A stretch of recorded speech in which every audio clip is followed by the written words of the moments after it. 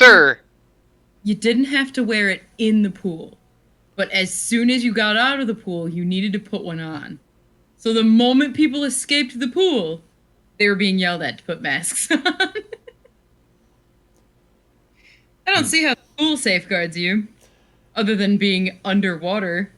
I would assume if you're going to a water park in a pandemic that you're probably not being careful in general and probably don't care. That would make sense, yes. I mean, we know the water's sanitary because they encourage the staff to pee in it. That sounds weird. Sounds illegal. Not sanitary. The staff? You're welcome. Yikes. Don't tell anyone I told you. I've been running a pool for a long time, and I'll tell you this: they're all peeing in it. And that's one of the first things that you gotta get through your head before you even start trying to get to anything. Like, there's pee in there, and you know what? I'll tell you this too: here's a little secret for everybody. When you wipe, you're not getting everything, and when you get in the water, it's in there now. No, but however, the lifeguards aren't allowed to go to the bathroom facilities during their shift. They literally are encouraged to get in the pool to pee. What about number 2? It comes up. Don't. You don't do that. You They train that out of you. You go during your lunch break. You get certified to be a lifeguard. At most, if it's a week-long course, there's at least 4 days dedicated to learning how to not poop anymore. You just stop doing it for your life. At least 4 days.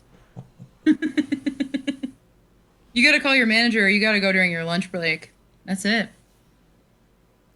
The lesson about pools that I learned is it's probably best not to go in them. If you're not running the pool, don't go in the pool, because whoever's doing it's probably not doing it right. And if you get there, especially in an indoor pool, even worse if you're in an outdoor pool, but you notice that an indoor pool, if you could smell chlorine, bad, get out. Get out. Don't do it. You'd think with all the chlorine that would just fix the problem. If you could smell it, it's not good anymore. That's combined chlorine. It's already mixed in with all the waste, and it's just hanging in the air now. Whew. Interesting. You're not supposed to be able to smell it at all if things are going right. So that's all of them. Yep. My dad doesn't even put chlorine in his pool.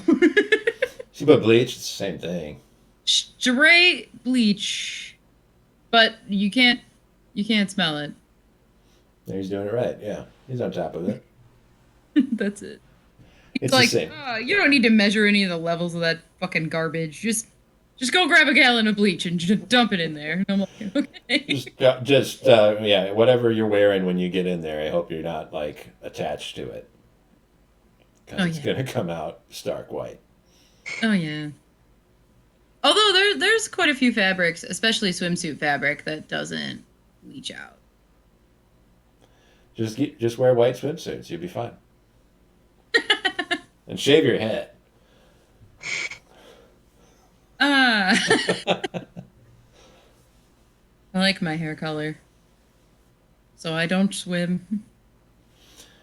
Yeah. And the other lesson I tell you, you should be showering before you get in the pool and after you get out of it. Both. That doesn't happen ever. No, most people aren't doing that. Most people don't even shower. They get in the pool to bathe. Not like to bathe, but they're like, I'm dirty. I'll just swim in bleach. Yeah. It's water. Yay. Same I mean, thing. it is water. They're not wrong. Yeah. Which is everything that was on you before you got in there is now just in the water with you. Oh, yeah. And everything else that was from all the other people that's in the water when you get out is now just all over you. Oh, yeah. Gather all them skin cells. And also, last tip I'll give you. All the bad stuff. I say 90% of your germs, your bacteria, your contaminants, the stuff that's going to mess you up, that's in the pool, if it is, all on the top. Yeah. There's not going to be that big of a problem underneath. If you're underwater, you're mostly okay. All that stuff's on the top. So if you see you're in the pool and you're just spitting water on the top, or like bubbling around, and like that's where your mouth is and where your eyes are and your nose, everything. Yep, that is true. That's a direct contact that you're getting. Just so you know. Everything that's dead goes up and floats. Doesn't have to be dead. It could be totally alive. Oh Will yeah. also go to the Unfortunately, it's really surface. alive. Still, yeah. My favorite are water spiders. I love them. They're fun. I do like a good water spider. I hate Right? spiders They're in like little general. Jesuses. I don't know about that one. They run across the water. They can run on it. They do. They show you how thick it is, how the surface tension of water is so interesting. One of the amazing properties that makes it the basis of life on the planet. Allows them to Yeah. walk on it like it's solid. Nope. Water spooters. Good. I love them. I'm gonna have to Yeah, write- no, I'm good. we don't want water. Okay, I'm gonna write that down. No spiders. He doesn't want spiders in general, but I don't water want spiders spiders look in different than general, normal yeah. spiders. Still a spider. I'm sorry. Okay, but it's like a totally different vibe. That's the difference between like a house centipede and a regular centipede. One I don't like centipedes million either. times more fucked up. I mean, I agree with that, but in that case, they're actually both bad. Well, that depends on how you look at them. A lot of people look at spiders because they're like, ooh, they get rid of all the bugs in my house. I like spiders. But house centipedes get rid of all the spiders in your house. See, but I don't mind spiders. Them around. I would keep my spiders and just eliminate the centipedes and just have spiders. Mhm. No insects because the spiders ate them, and then no centipedes because I killed them. It's just me and the spiders, and we have a very symbiotic relationship. Well, that's the realm I live in. But one of my good friends, they keep house centipedes so that there are no spiders. You got to get something to get rid of the house centipedes. And Birds. that's a slippery slope. I was gonna say bats. I was gonna say, yeah. I had silverfish at my old house. That was what creeped me out. Those aren't good. You don't want that. Silverfish? Yeah, silverfish. Little bugs that they have like a fish shape, and they're silver. That's why they called that. And they have long antennae that stick up off They're- the front of them. Evil and ugly. Agreed on And both they- of those counts. They like wallpaper glue and stuff like that. So you can even clean up your house like crazy. And if they're in there already, they'll stick around. It's too late. There's no going back once you got them. We don't want. I'll write those down too. There you go. Oh, I've seen those. Okay. I don't like them. I don't like them either. I don't like them. I don't think anybody likes them. That's probably true. Oh, house centipedes, though. I accidentally stepped on one. No. Okay. We'll call it accidentally, but it wasn't.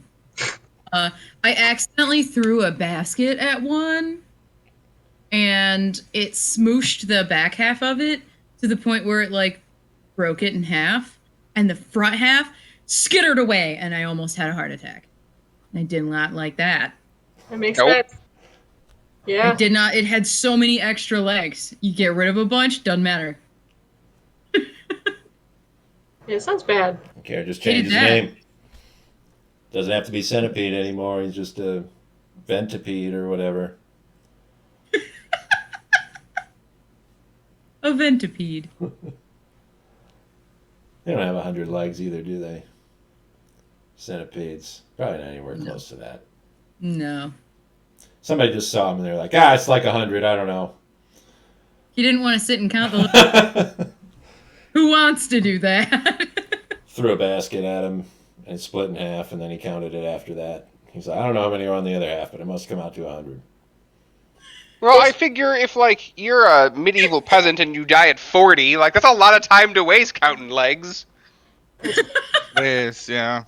I learned this week that there's some super rare octopus that only has 6 tentacles. I don't know why it's not a squid. Don't come at me about that, but it's technically an octopus still. And the second time ever that someone found one, he didn't know it was special. He brought it to a bar, trying to get the chef to cook it for him, and the chef was like, "No, this is cool and special, and you need to not eat this." And he got upset and went and cooked it and ate it himself. And then afterwards looked it up and was like, "Oh, that was important." Oops. He just ate it. It happens. Oh boy. Rude. They don't live very When long you- anyway. It wasn't a big deal. When you accidentally eat something important. I mean, can you just imagine you come across cryptid because unusual animals or animals out of place are part of what count as cryptids. You find a cryptid and you're like, "Huh, weird. I'm gonna eat it." Okay, but Loch Ness Monster, right? Is a Edible. As edible as anything else we eat. Probably pretty good too. See? You could probably get like a steak off of it. I'm not saying you can't eat cryptids or that you wouldn't enjoy it. I'm saying you probably shouldn't. And can you just imagine the audacity of a person who's like, "Oh well, I would like to eat this." Not even in some weird, like, obnoxious rich person way. Like, this dude, like, boiled it in his boat and just ate it. This is cryptid flesh. Maybe it's $4 gonna get its million. powers. I mean, what else would you do with it? Put it back? Yes. Bring it to, like, an aquarium. Or somewhere that has researchers, because it was the second one ever found by a human in the world. That's true. We do like to know about stuff. Well, yeah, but like, what if that's like the last one? We're like, we are unworthy to know things. Go Then back into the ocean, sir, not squid. That would be better than eating it. Ah, that's That's fair. true. It's not That's even true. like you live your life. We don't need to mess this up for you. It's no, they don't get to know it, and no one else gets to see you, and I'm just gonna eat you for lunch, and it's not even gonna be that good. Right? Boiling it? Come on. It's the worst way to cook anything. Octopus. Probably just shouldn't eat stuff that you don't really know what it is anyway. That's probably good advice. If a chef Yeah. chooses to cook it for you, that might be a red flag. I mean, yeah, because a lot of chefs cook crazy shit like puffer fish. I mean, not necessarily it's a red flag. I mean, it all depends because normally chefs as well have to ask you if you have any type of allergy or do you have any specific Yeah, things. But if But the there's some chefs and some menus on restaurants like high cuisine restaurants Objection, like relevance. no, I'm not. We're not in Amber Heard's trial over here. Some of them tell you like you don't have a menu. Like they give you the menu of this is what you're eating, and that's it. You can't say no. Yeah, and if you don't want it, fuck off and die. That's how I live my life in my house. Damn. So Why you're don't you saying just eat what I Maddie hand is, you? so you're saying Maddie is doing that to you? Oh God, no. We can't eat the same food. We don't eat the same food. I can't eat what she eats. A little, for 90% of her example, diet is give me an macaroni. example. 90% of her diet is macaroni, and the other 10% is like fruit I and thought you were gonna say cheese. sometimes hot dogs. That'd be an interesting ratio of macaroni to cheese. There's no cheeky Right. fingies in there. Oh, she likes shit. Oh, you know, American toddler. That's where we're at. Do you cut up them hot dogs? So you get her those Sometimes. like dinosaur chicken nuggies. Not Yeah. because they were out, weren't they? They were out. And we haven't had them in a while, and when we finally found them, it was a miracle because she won't eat them unless they're dinosaur shaped. Oh my god, this is freaking hilarious. You gotta get those smile fries though too. Yeah. Oh, I know. Those are important. We have like 8 bags of them in the freezer right now. That's a It's lot. the best. I'm not going to knock anybody about eating chicken tenders. I mean, that feels pretty universal. I don't know anybody that turn up a nose at that unless you're like vegetarian or something. I agree. Dude, dino nuggets in an Instapot are the bomb diggity, yo. Instapots are a miracle sent by the heavens, I think. I remember that Prometheus stole them from the gods and brought them Yeah. down. They changed the story afterwards, but that's what he brought. That's why they're pecking his liver out right now because we weren't supposed to have that. Right, yeah. Then they switched it up. They added a fryer. Now it's a fryer Instapot. Gotta have different lids on your giant ass metal thing. It's worse than a crock pot. It's bigger than a crock pot. I don't care. I'm obsessed with it. If I can throw an entire meal into a bowl and it be cooked in 16 minutes, that's it. That's all I need in my life. Made a whole soup in 16 minutes. That's a good deal. I think on a soup, Yeah. I'd miss the mid cook aroma, just like fills the house that you get from like a slow cooker. 100%. That's true. That's true. But about 20 minutes before you want to eat it, you do release all of the air inside, and that makes the whole house smell like soup. Oh, okay. So you still get that. That's good. You just don't get it all day. It's nice It just to have it. fills up slowly. When you're like, I'm gonna eat that 4 hours. That doesn't slowly drive you mad to the point where you need to leave your house. No, I love it. Oops. You get psyched. That's building hype for something that's probably not even that great. You're just like getting a little stew. Oh no, man. That's how I set myself up to eat things raw. Because I can't wait any longer. It smells good. You're sticking your hands in it. It's mildly warm because it's definitely not ready.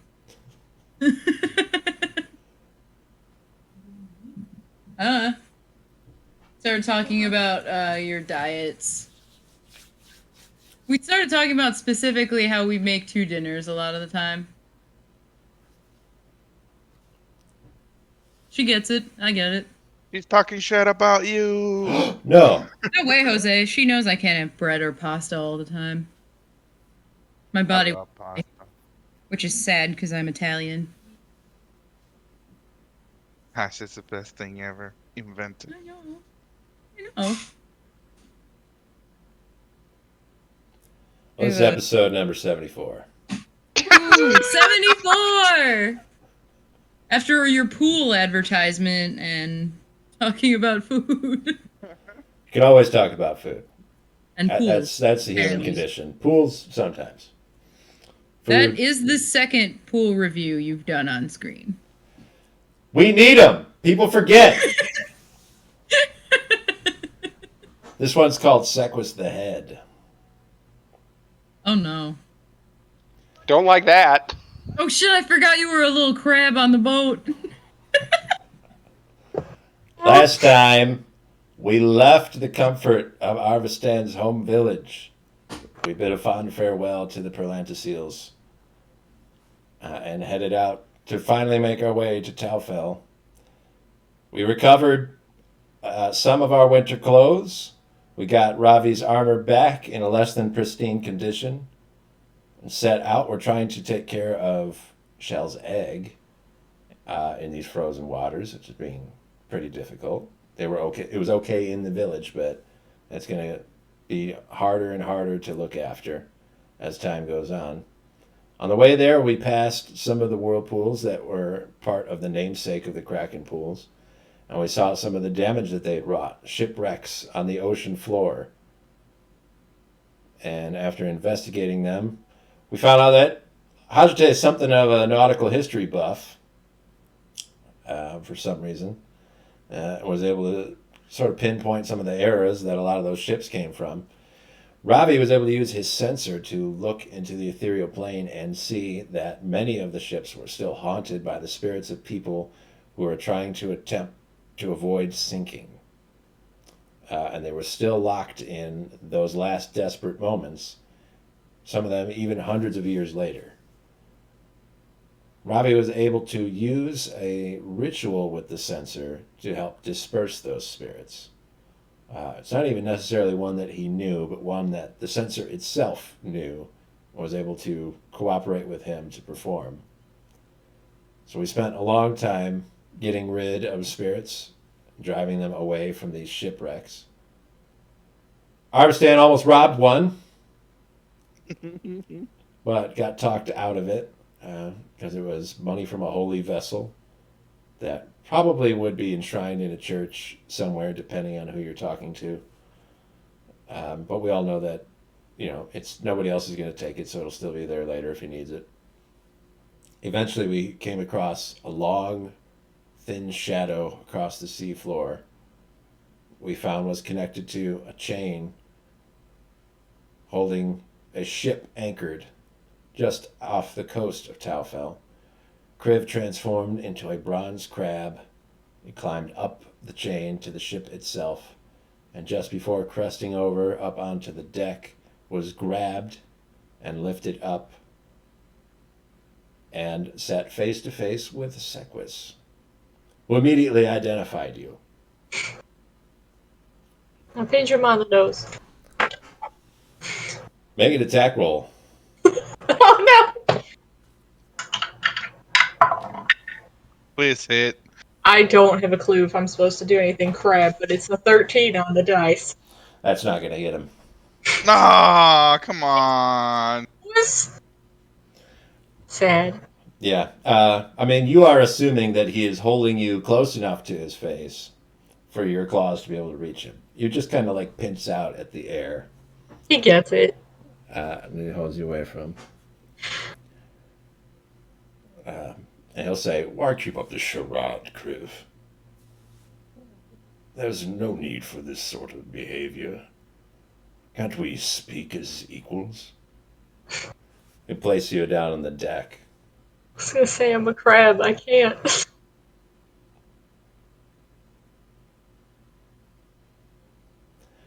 He sits there patiently and stares at your little crab form. Can I just get back off the boat? You can start doing that. He will step in front of you. Right? It's point. Point it. Use your words, Kriv.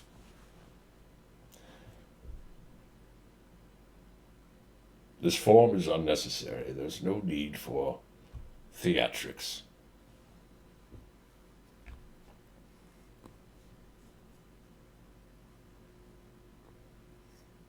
I'll be sad about it, but if you won't let me climb off the boat, I will stop being a crab. I gotta get everyone else, which would be easier as a crab. I doubt a crab would be able to lift them out of the ocean. I know that in your current form, you might have some sort of magic that you could use to lift them out of the water. Yeah, but now I gotta swim all the way back down there to tell them that you're the one on the ship and not 50 people who want to kill us. Would you prefer that I go and retrieve them? Sure.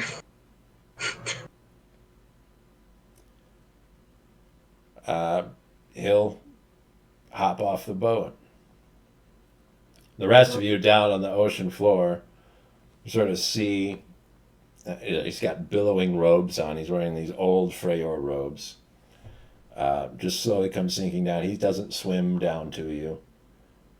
He just sort of slowly glides down through the water. And keeps himself upright. The drama. I'll look over the rest of them. Is that Sequis? I think so. Was he supposed to wait for us over here or something like that, or we're going to meet him somewhere else? He said that he would meet us here, and I'll I'm start gonna walking. try and- I'll start walking up the slope. Okay, I guess we're going. All right, let's go. He'll like go to approach you, walking along the seafloor. And he kind of does like a gentle underwater wave at you, Ravi. He's not speaking underwater because he hasn't cast spells on himself to be able to breathe or do anything. He'll touch you and cast water walk on you, and you'll go up towards the surface. And for the rest of you, Hajite and Arvistan, Luna and Shell and Ghost, he'll give you a little smile, a wry smile from the corner of his mouth, and he will swim himself back up to the surface.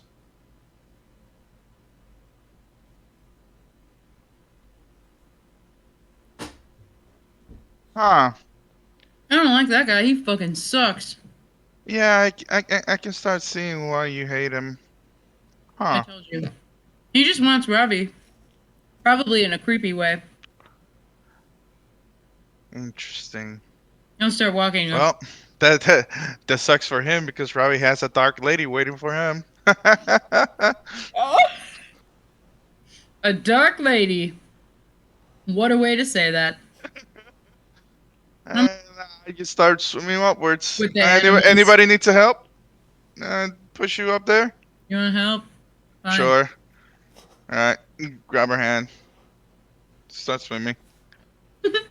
Ravi, up on the surface, you'll see Sequis breach the surface of the water. He'll swim over to a little rope ladder on the side of his ship, and he'll wait for you to come over and climb ahead of him. You can see there's ice crystallizing on his eyebrows and on the tips of his wispy hair. I will mutter under my breath how cold it is, and then walk over and start give him like a nod and climb up. All right, he'll be right behind you. And then as you two start going up, that's when everyone else starts coming to the surface. Crib is already up on the deck. You can see all the people coming up to the surface of the water and swimming over to climb up onto the ship. If there's a ladder, I want to immediately go over to it. Yeah. Right, it's clearly indicated. Ravi Pull it up. and Sequis are already climbing up there. I didn't want him to take it away. Trust that guy. Once you guys get to the top, Sequis turns around and he holds one hand on the rail on the side of the ship and he extends another hand down to everyone climbing up the ladder to help them aboard. Mm, Horse. not gonna take his hand. I'm gonna climb up myself. I don't trust that guy. He's not offended when you don't take his hand. As soon as Arvistan behind you, he'll reach another hand to Arvistan.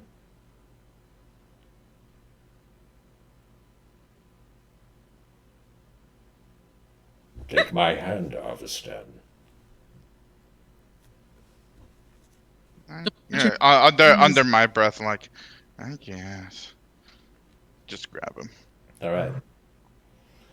He's cold, like someone whose circulation isn't super great anymore. And plus he was just like in the frigid waters. He's like an old man. So he doesn't feel vibrant. So he kind of pulls you up with this like icy grip.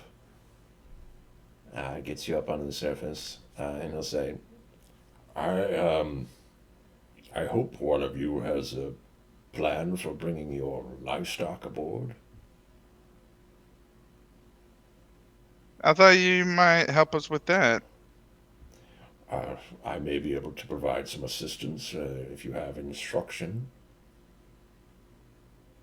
As long as you don't hurt him, we're good.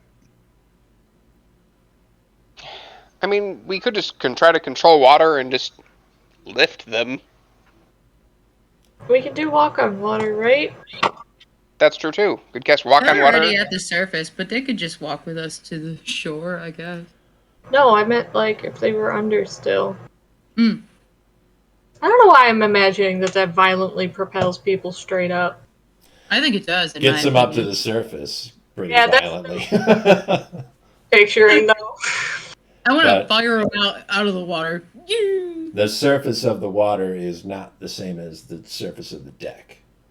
Sequis' ship is rather large, so there's like a good 20 feet between the deck and the water surface. So if you get them walking on water, they still won't be able to get themselves all the way up. Maybe Shell, but certainly not Ghost. I think a combination would work. First, we cast Walk on Water, so they can stay level, and then we use Control Water, and we just lift the water in onto the ship. Part of the deck would get frosty, obviously, but it's my only solution. I'm eager to see it. There's not just like a rowboat attached. Then they'd have to climb into the rowboat, and you got to pull them up. Yeah, that you could do that.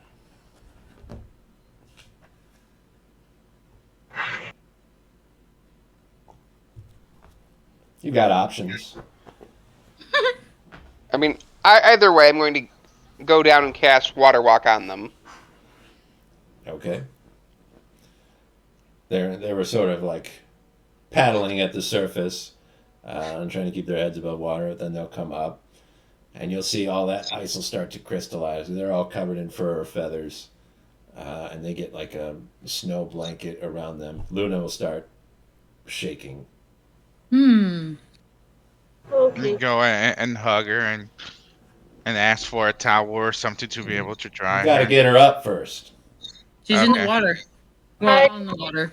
I Oh, can okay, get okay. the water and see if I can gently elevate her. Oh,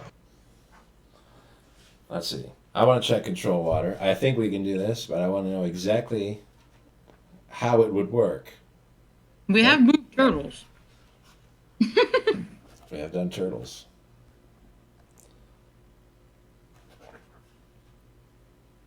Okay, so we're creating a small flood. You can rise 20 feet. That's as far as you need to go. perfect. So that's Kriv casting that. Lifting up a little column of water these animals are standing on up to the side of the ship. Ghost will leap over that short railing that's on the edge. Shell steps gingerly. She does like a big, like a little kid dipping their toe in the water over onto the ship. Because she's carrying her egg and she does not want to drop it or harm it in any way. And Luna jumps over and does a big shake to knock off some of that dusty ice and snow. Thanks, Luna. Thank you. Sequis will cross an arm in front of his waist and do a deep bow to all of you. He'll say, I welcome you to my vessel. But you must be freezing. Come inside and we'll get ourselves warm again. Can Shell come? Absolutely. I have a small compartment where I stable my own horse. I can take your animals there if you prefer. Is it warm? It's warmer than out here.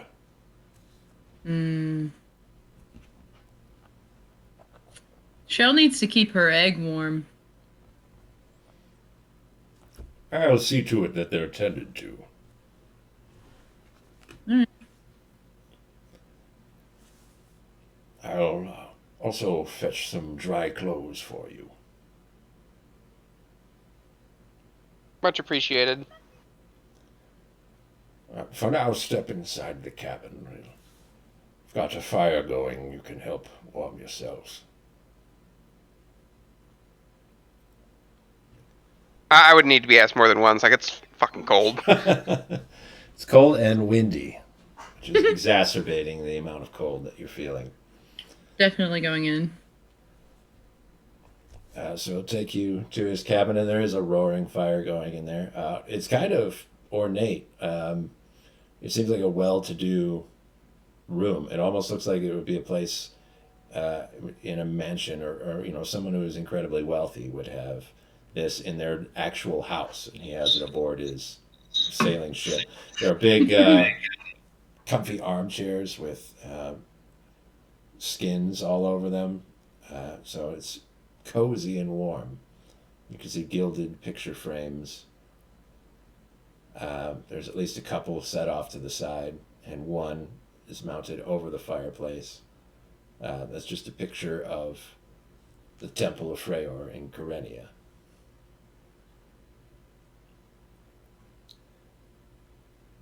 He'll say, "I'll return in a moment. I am just going to fetch some clothes from the crew. Make yourselves at home." And he strolls back out of the room.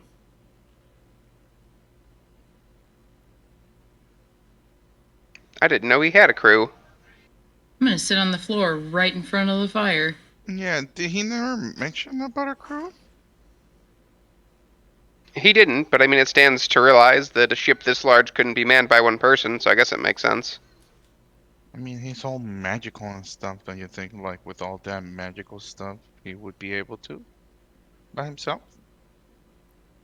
I mean, even with our magical powers combined, it would be tough to man a full ship for several hours a day. Yeah, I guess you're right. We are, Captain. Why is there fire on the ship? I will detect magic. Is it magical in nature? Its origins are magical, but at this point it's just a fire burning. You can see that there's firewood piled up nearby it. It's possible to have fires nearby things that are flammable. Log cabins can have a fireplace without burning to the ground, so it's just some fireproofing around the fireplace itself. It would be a bad idea to come to the Arctic without a place where you could be warm.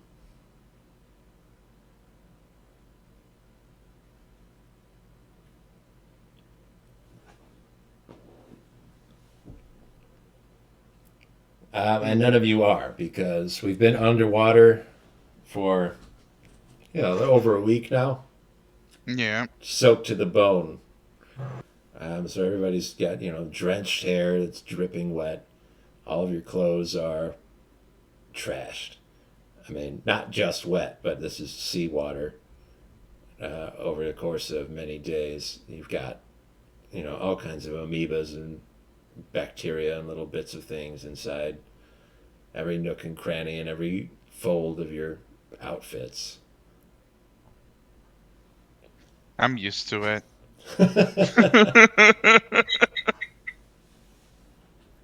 Cribs is the worst because you have the most cloth involved in your clothing, and so it's just kind of really sagging and hanging on you. You're cold and heavy.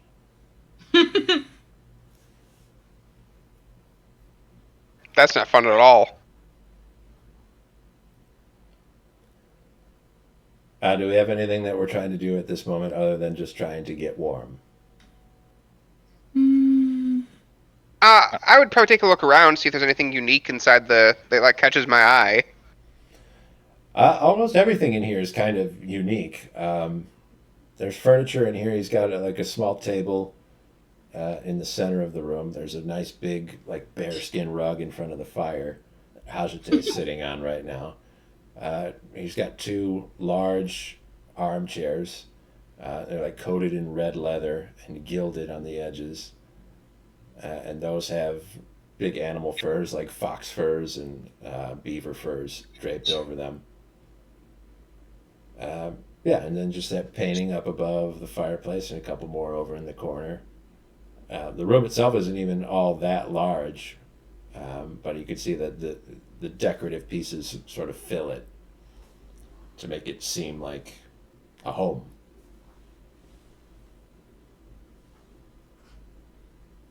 It's different in here.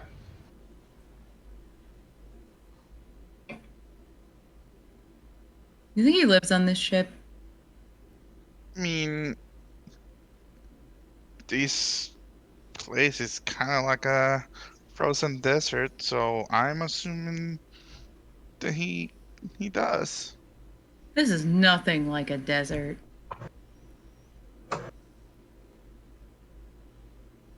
I think he does insofar as that He probably doesn't have a city that he calls home, I don't think.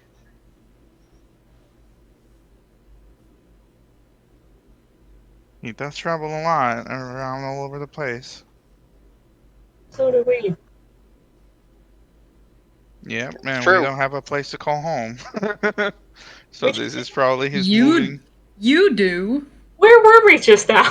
I mean, but whenever we're away from it, not I'm literally yes next to it, but that's it. Like if we're traveling, we don't have a place to call home everywhere that we travel. So No, in a lot of ways, having like a mobile house would be kind of nice, but Like a mobile home. what? yes. Uh, Never heard of those, but sure. I guess Well, in this a case, it's a boat. ship. Okay, fair. A houseboat. Not like your submarines.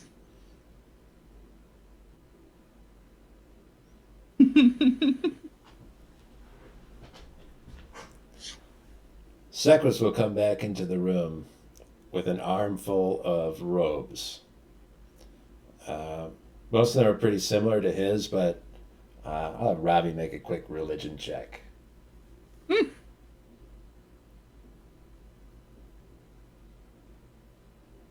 Whenever you say religion check, I picture like those old commercials for Pokemon where it was like, "Who's that Pokemon? 12. Like, what's that religion?" They all look like Freyor's robes to you, but they're old and they must be from a time where the worship of Freyor was very different.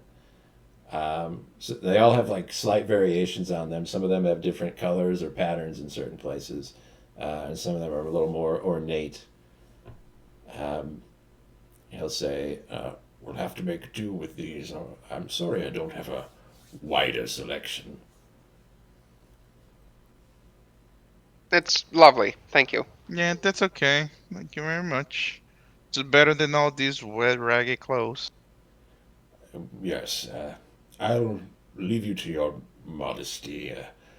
Yeah, I'll let you get changed, and when you're finished, I'll call on you again. He sort of lays them out on the arm of one of the armchairs. And then he heads back out. He opens a door that goes down below deck and disappears through it.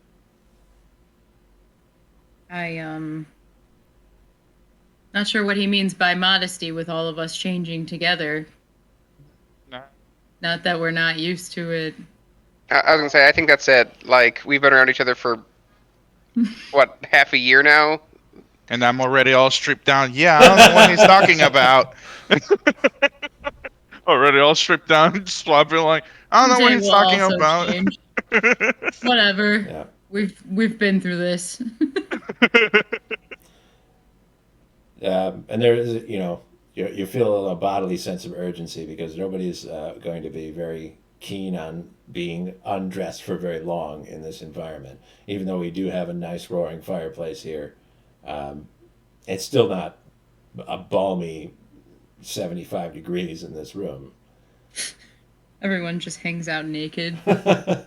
It's like 50 as opposed to 12.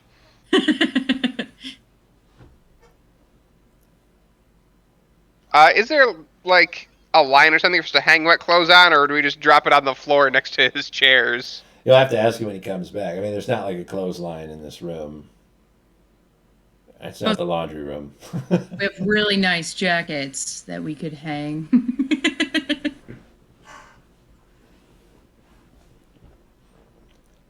So yeah, everyone's gonna get changed into, and you're all gonna be like kind of dressed the same at the end of that.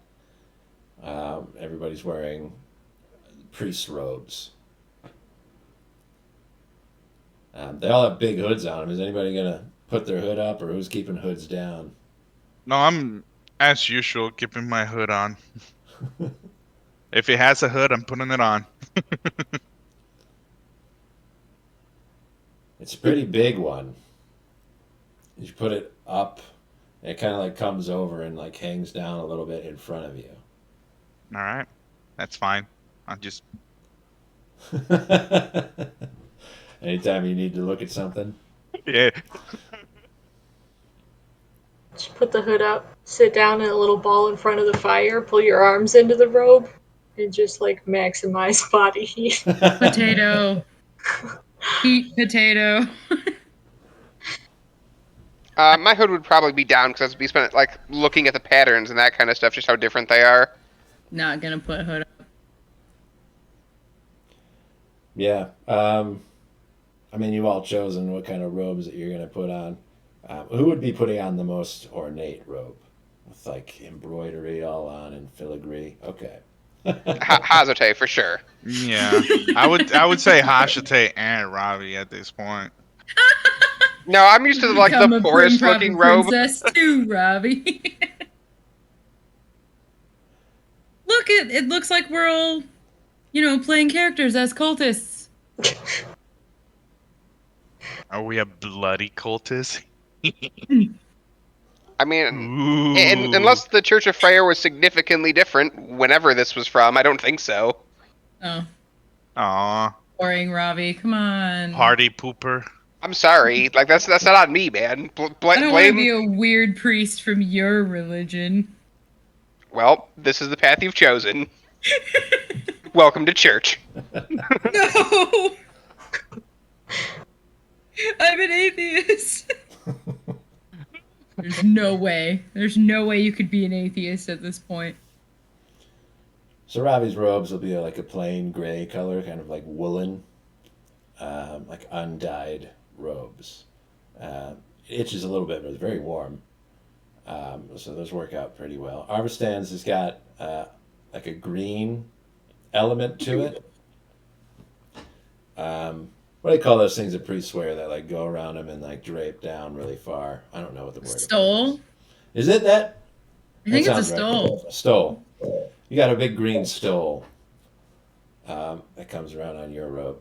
And Cribs is very similar to Arvistan's, but it's a purple stole. What are the odds? It's Easter, just so you know. Hazute's robes are all inlaid in like gold thread all around the edges of the sleeves and around the edge of the hood and lining down. And you've got a big gold stole that goes around it that's got scales sort of embroidered in the side of it. So each side has like this big scale element on either one.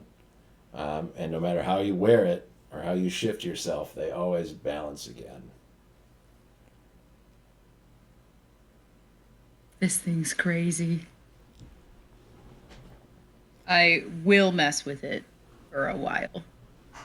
All right, it's kind of funny. You like try to keep it, you like bend all the way over to one side, and you think it won't work, but it like shifts. You could feel it like move a little bit around your neck to get themselves back into balance again. It's crazy. It's crazy, Robbie. Is this what you have? Nothing I have is nearly this fancy. I like it. I think I'm gonna keep it. I have to imagine that this is like at least 400 years old. Or at least was made in the style of 400-year-old clothing. I think we should keep it. I think it's a look. We got all of our colors. I don't know. You're still green. I am I?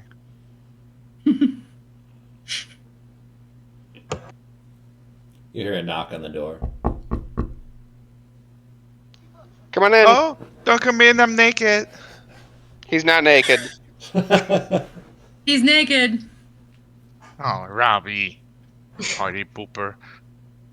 Sequis will enter, and he'll say, I hope it's all to your liking. I'm sure you would have preferred something a little more flattering, but I'm afraid I don't have much to offer.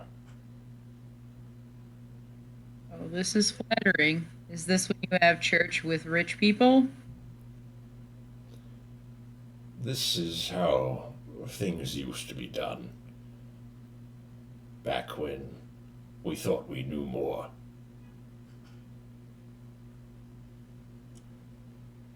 But ancient times are nothing to dwell on. I have a small meal prepared for you if you would follow me to the dining room.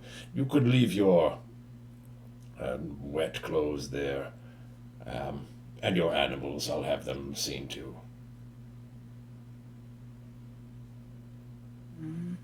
Okay. How large is your staff here?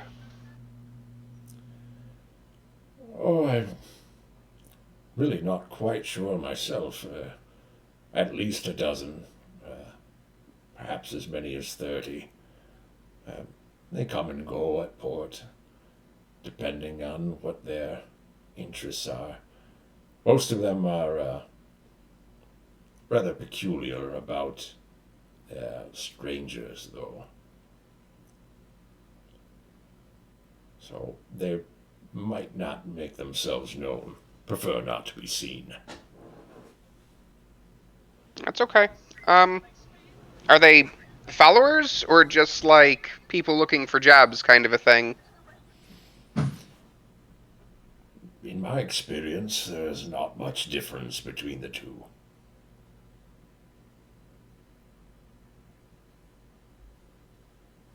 Fair enough. If you'll follow me, it can be a bit winding. He opens the door wide for all of you to descend further into his ship. This place is enormous. Yeah, it is. I mean, it didn't look like it whenever we were getting onto the ship and all the stuff, but now it's. You can see the difference. It's pretty huge. Yeah, he leads you through tight corridors. Some of you that are really tall, like Kriv, might have to duck down a little bit as you're walking. But he doesn't take you down, one long straight corridor. It winds around in a lot of different places, and it goes down long staircases for a while, up short ones, down long ones, up another long one, and turns and goes past a series of different doors.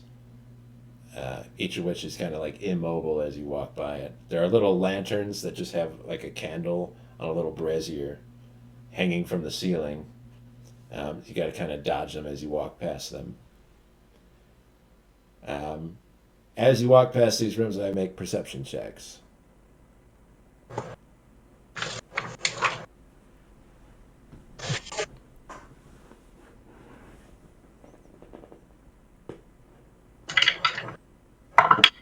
$17. Ooh, pretty good. 15 plus 7, that'll be 22. 22. Yes. 10. 10. Couple tens here. Okay. That plus 7 that I have on perception, so juicy. It helps. Yeah. +7 on perception. I have a +5, so I understand. There. I have a +2. Hajite, you'll hear a sound from the other side of a door as you walk past it. That sounds like a saw cutting through wood.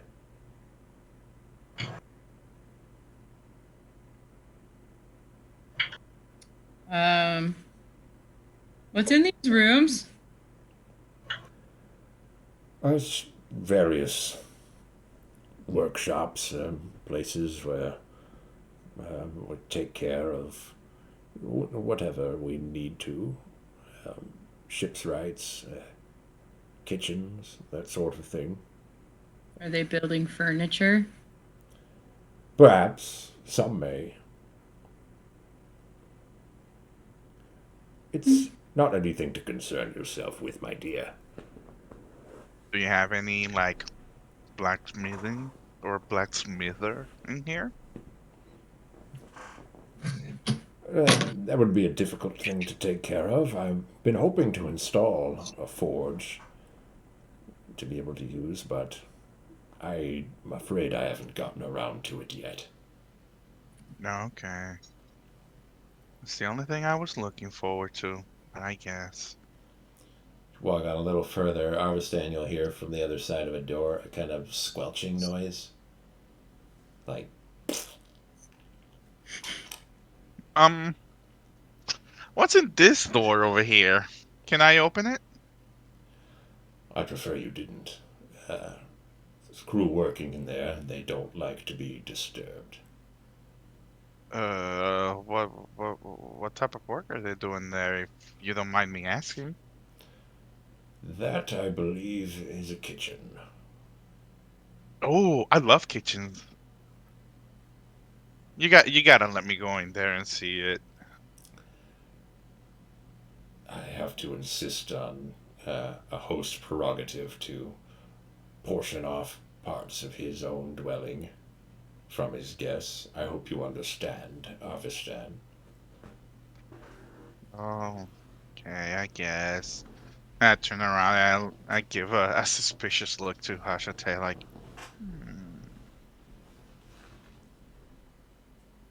All right, let's keep on moving then, I guess. Where are you taking us? To the dining room. Ooh, you got something fancy for us to eat right now? At this moment, no, I didn't know when you'd be arriving, so I've tried to prepare something quickly.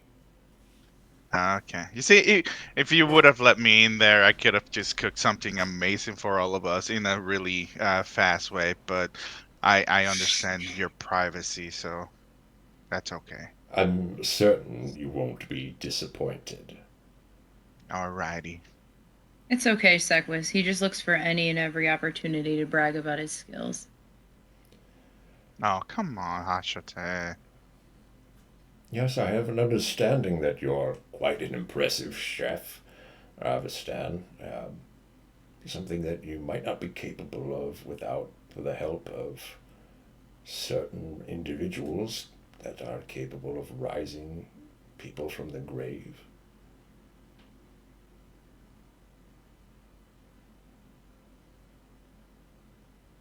Say what again? You're saying there's... You know what?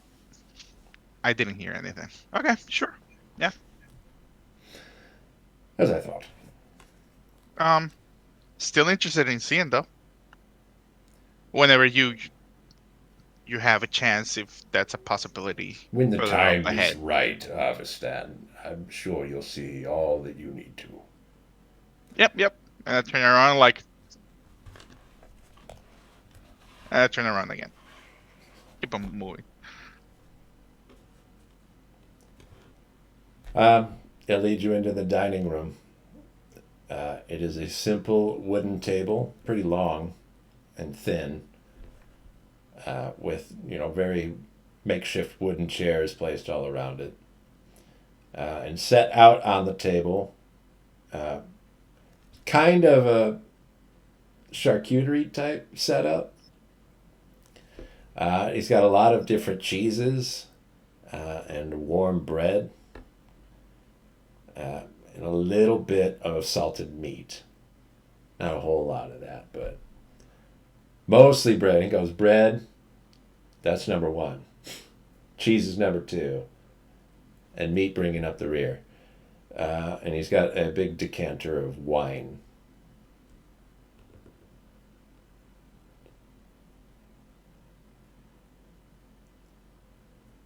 I hope it's not imposing too much if I ask to share your meal with you. No, of course. Not, You not, were so kind to have hosted us, and more importantly, gotten us out of the cold. Well, sit where you like. Everything here is up to standard. You're welcome to as much as you prefer.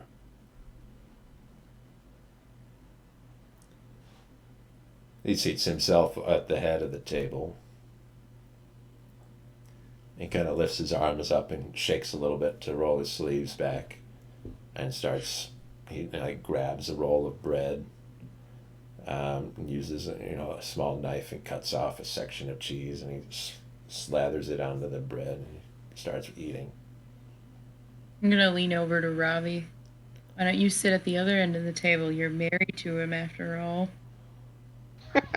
I don't think that's quite appropriate. You're not into that kind of marriage? Not typically my style. I'm gonna sit down and eat. All right.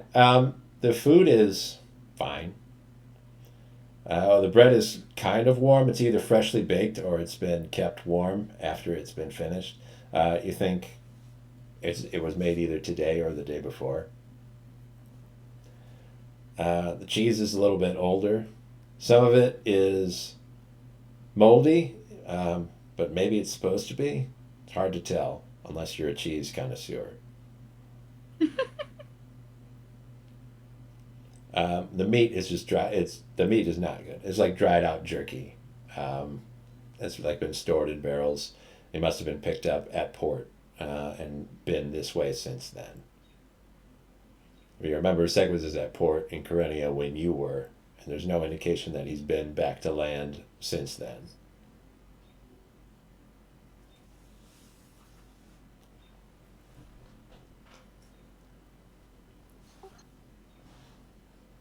I'll eat it as normal. Like I'm used to eating relatively bad food, I would imagine at this point. Yeah. It's not terrible. I mean, Yeah, just kind of generic. if you're not adventurous enough to go for cheese that has mold in it, you don't have to. There's plenty of other options available. If you want to try it, you can. I will. Because I like to pretend I know what I'm doing and try to be fancy. It stinks. Like, not good. Let's all be honest. If there's cheese with mold in it, it doesn't smell good. Even if you like it.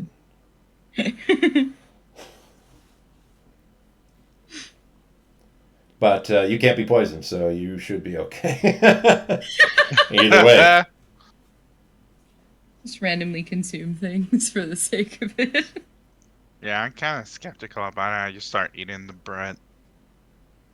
You should try this. It's delicious. You sure? Yeah. Look, I continue to eat it. I mean, you're a chef. You gotta increase that palate of yours. I guess. I'll take a piece of the cheese. It's kind of similar to like what a blue cheese would be. So you might kind of like, it's kind of an acquired taste. I love blue cheese, personally. The Not first bite is casual. always going to be like, whoa, okay. Yeah, like, ooh. Yeah, That's, ooh. But then you that's like strong. after a few seconds, your tongue decides if that's something that you're into or not. Yeah, I'm like, this is interesting. I'll have another piece. Oh, well, I guess he likes it. I'm gonna slide that over to him. Things. So, Ravi, I did not expect to see you walking here. I thought you had a vessel. Things kind of went awry. 2 giant skeletal undead blew up our ship. We sunk. Arvistan's village was kind enough to take us into their home, and we walked from there. Giant undead, you say? Yep. What do you mean by giant? Like, exceptionally tall? They were like 40 feet tall, right? Not quite that, but like 24, 25 feet. Still really big. Yeah. Like they were 20 to 25 feet tall and carried bombs. That is unfortunate, but sadly not unheard of in these parts. Is this place known for its giant undead? The giant portion may be a bit new, but there are all manner of undead here in Taufell. Some say this is the origin of that sort of wicked magic. Maybe you would know. What were they? The people here, Something that would be that big. I've never seen any alive creature that's bipedal like we are. well, I could only use logic to try to determine what sort of creatures they might have been. Did they have skeletons similar to ours? I'm assuming they did, from what I saw of them. Pretty close. Yeah, I mean, relatively close. Well, then we have to assume that they must have had flesh similar to ours at some point also. I would agree. There are many secrets to this land. I've only uncovered a small sliver of them. But this place holds more than even I'm aware of. Would I know of any times in the teachings of Freyr, was it like, there's giants here, or anything like that? In all the teachings of Freyr and all the stories about him, Taufell was always a mysterious place. For in Freyor's time, it was the same as it is now. Like people didn't go there, and they didn't know what to expect. But there were like rumors of great treasures and magic there. And that's part of the reason that Freyr made the journey to Taufell in the first place, because he was looking for some of this ancient magic to be able to, save the world essentially.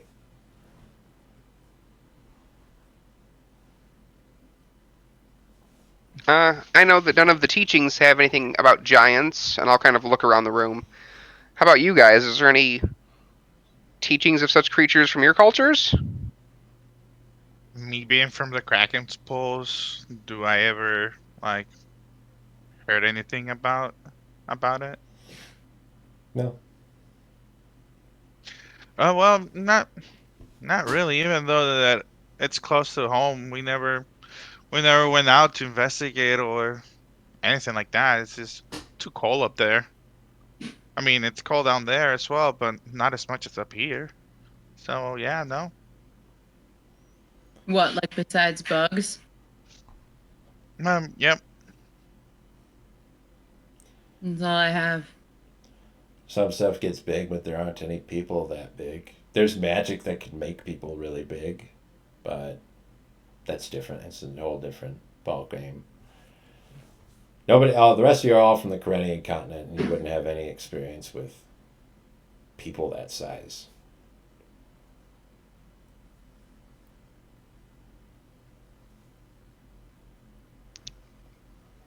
Would you have any idea what we're looking for?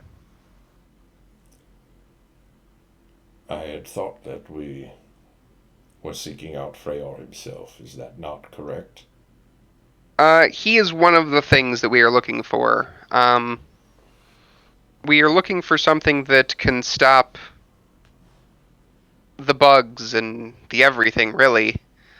We were been told by a couple of different people that that power was here. I don't know if that's just Freyr or if there's something else.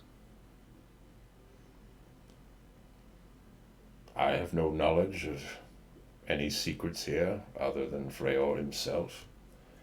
If you're seeking something like that, you probably have to go somewhere other than I've been.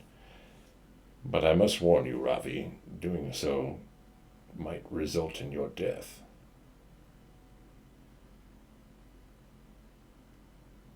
Be honest with you, you saying that like our whole travels have been resulted into death. So, uh, mine specifically. But I mean, a little bit more, a little bit less. I don't think it'll change for all the things that we need to do to make the world safer right now. I guess it's a risk that we have to take. You speak of things you don't understand. I This mean, is yeah, some. you. This is a place you don't know, Arvistan. Places that you've been before. There are people living there, families. Babies are born, raised, and die. live their lives happy and fat. In Taufell, there is no such thing. There are no towns. There are no wars. There are no happiness. There's only death here. We came from an only death place right now. I was quite a quite a battle we got into. It was just death every day. I I don't think it'll get worse than what it did. I hope. I appreciate that in time you will see the difference. Uh, yeah. I mean, I guess, but I think it's only a yeah, matter of time before a lot of our land becomes as desolate. yeah. This judge creature is just taking over everything right now, and we sure need the help to figure out how to stop it. So it before it takes everything and everyone. Yes, and so I'm here to lend what aid I can in your endeavor. I am older now than in my prime years, but I hope what little help I can offer might make the difference. Do you think Freyr would know? That he might know of ancient magics. Here on Taufell, yeah. I suspect that his long life is attributed to them. He must have discovered something when he came here all those years ago. But alas, he keeps his secrets for himself. Have you seen him personally and talk with him, or not yet? Of course I have. I wouldn't be here offering to help bring you to him if I didn't know the way. Yeah, dumb me. I'm sorry. That is true.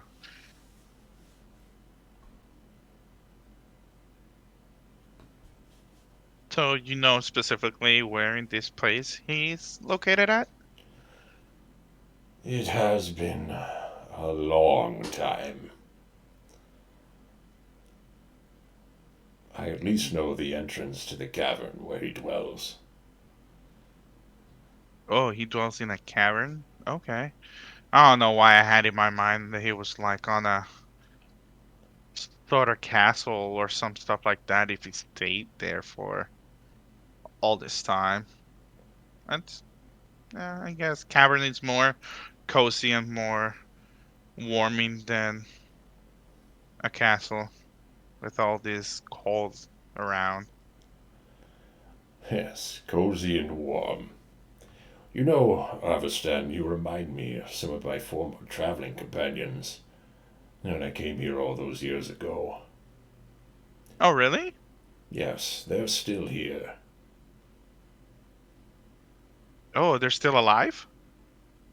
No. Oh, okay. Um, now is that a good thing then? Maybe? For you, no. Oh, uh, okay. That's not what I want to hear. But do you like him at least? I did like them. And I like you, Avestan. Hey, I like you too. And I turn around and wink at Hashite. Ravi, Yes. this quest will be arduous. I must forewarn you, if you're not already aware, some of your companions may not survive the journey. We've made it this far together. I think we'll make it the rest of the way together. I said the same in my youth. But this place has a way of humbling you. It'd be nice if you didn't have such severe favoritism for one of us. I don't mean to disparage your importance, Azute. Simply to indicate that Ravi's tenacity for this particular quest may be greater than the rest of yours. Well, I could definitely appreciate just being left at the bottom of the ocean while you took your favorite up, but I guess. I'd never dream of doing such a thing, although, if you prefer, you could stay here on the ship while we go to meet Freyr. Would be safe, warmer than the continent, every one of your needs catered to.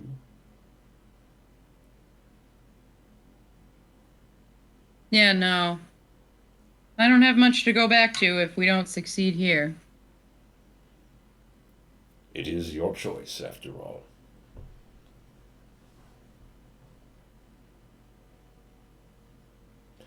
I extend that offer to any one of you. Should you wish to remain here on my ship, rather than venture further, it is your option. Get the offer. I think for the meantime, uh, think and then look around. I think we all like to stay together as a group. And I mean, I guess after everything is done with, or depending on what we find here, everybody would take their options into consideration. If you go forth to the continent with us, you will continue. There is no going back. I mean, I guess we started this. We're gonna have to end it together, right?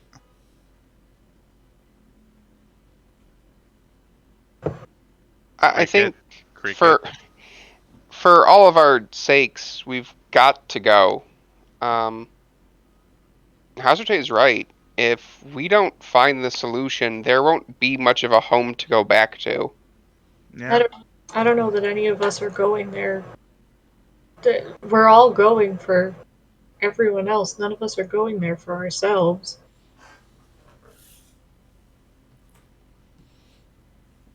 You may have more luck than I thought. We're not vacationing to a desolate Iceland. It wasn't the plan. We're not that dumb.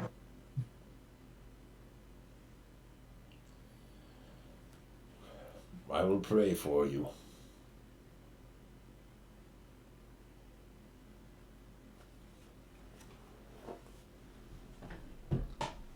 Eat now, while we can.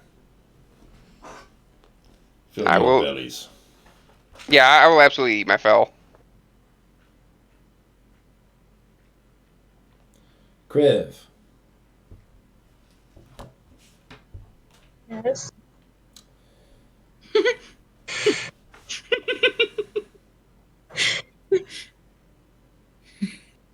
You've been summoned. I'm minding my own business over here. Crib. Elbows, table. I'm a crab again. Kriv, what are you thinking about?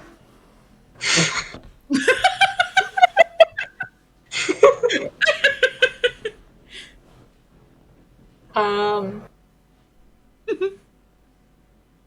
Probably briefly thinking about kind of what's at stake, why we're going there, needing the support against the bugs, and needing to find the Dragonstorm's brother, even though we have very little to go on for these, and just remind myself, like, this sucks right now, but, like, let's think back to why we're doing this. A little bit of that. Sequis will say to you, what need do you have of the storm's brother. Ugh, did he just read your mind? I think it did. Ugh. It's the only way I know of letting my family go back home or finding a new one if our old one's not an option anymore. It seems a monumental task. Yeah. What do you even hope to find?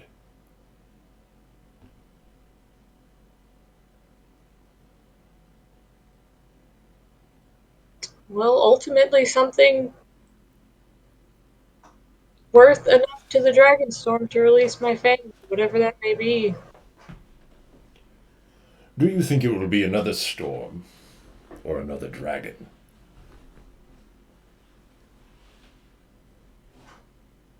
I mean, I reckon it's got to be something similar. I, which, all we know is we'll know it when we see it, which, I don't know. I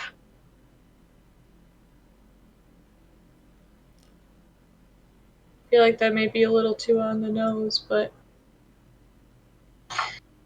maybe it's just the getting there part that's the trouble. Maybe it's like a giant blizzard as opposed to a giant lightning storm. It's a giant blizzard. It's probably someone who doesn't even want to see him again. Probably just an ordinary guy in a small town named Steve. It's gonna be like a penguin. I hope not. That'll be real difficult to find if you got to check every penguin on this blasted continent. What if there are no penguins on this continent? Well, then that rules out penguins. Or, Unless we do find one. How do you know Yeah. he's on the continent? I'll say, or we then we'd really know it when we see it. Yeah. That's true. That's true. And Freyr told you this brother was there. That's correct. Interesting. It's a bit out of my wheelhouse, Kriv, but if there's any way I can assist you in recovering your family, I would be happy to oblige.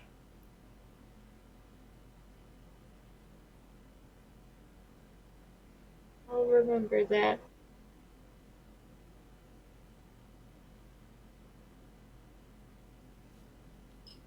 I have detected a bit of animosity. The air between us is thicker than I would like. I hope you understand that I live to serve.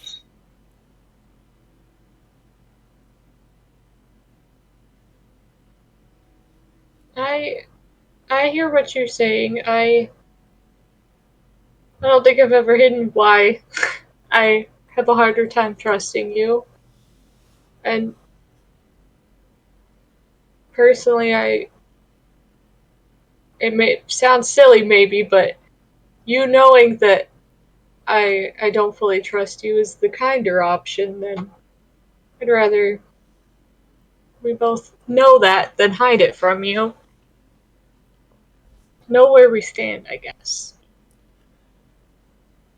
I think that you're well within your rights to feel the way that you do.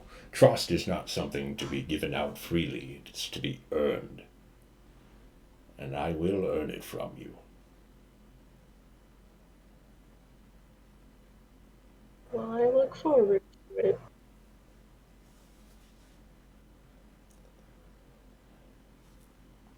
And from you, Hajate.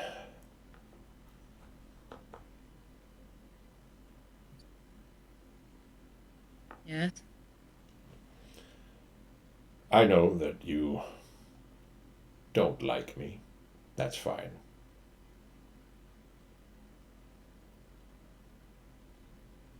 I'm not very personable to a lot of people. Yes, I suppose that's true. Is there anyone you are close with?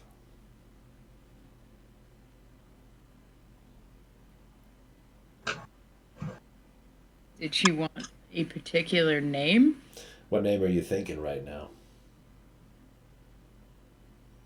I suppose, just so we're all on the same boat here, I suppose the immediate reaction would be Elira, even if that's not the person she trusts the most. You know what I mean? Yeah, And that's just the first name that like- pops to your head. Like, maybe this? I Right. don't know. Yeah.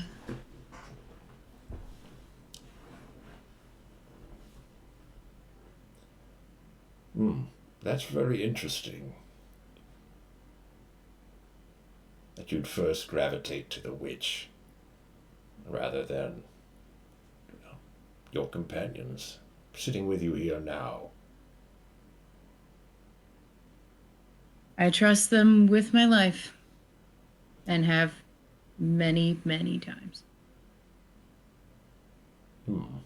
What is your life worth to you? It was worth a lot more at the start of the journey.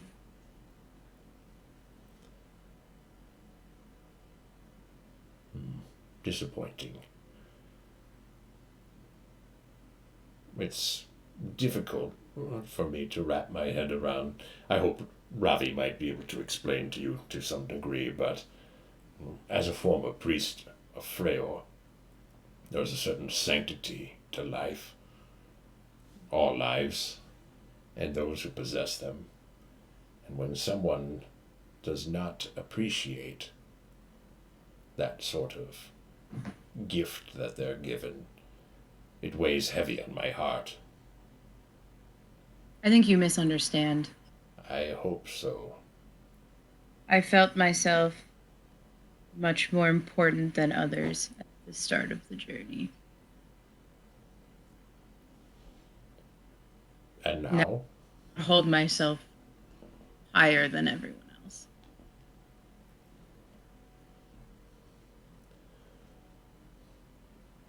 What do you think now? I think everyone is worth something. And I think there are a lot of misconceptions out in the world that we've adventured. And there's no way to understand everything. But I don't think there's a reason to dislike or like someone just because other people have showed their interest or distaste.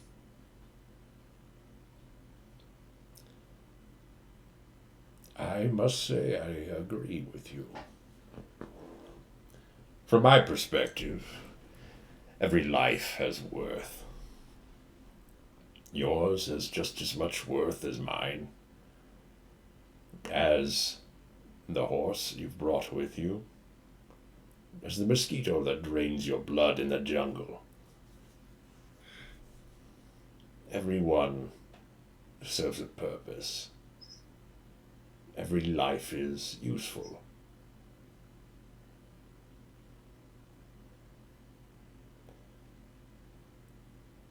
And none more so than others. I am glad that you've learned this humility. It takes others many years to reach the point that you have.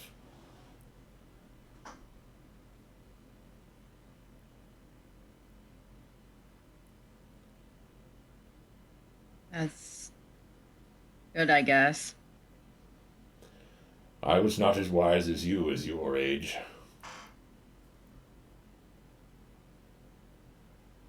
I suppose it comes with experience. You've had a lot. I needed more.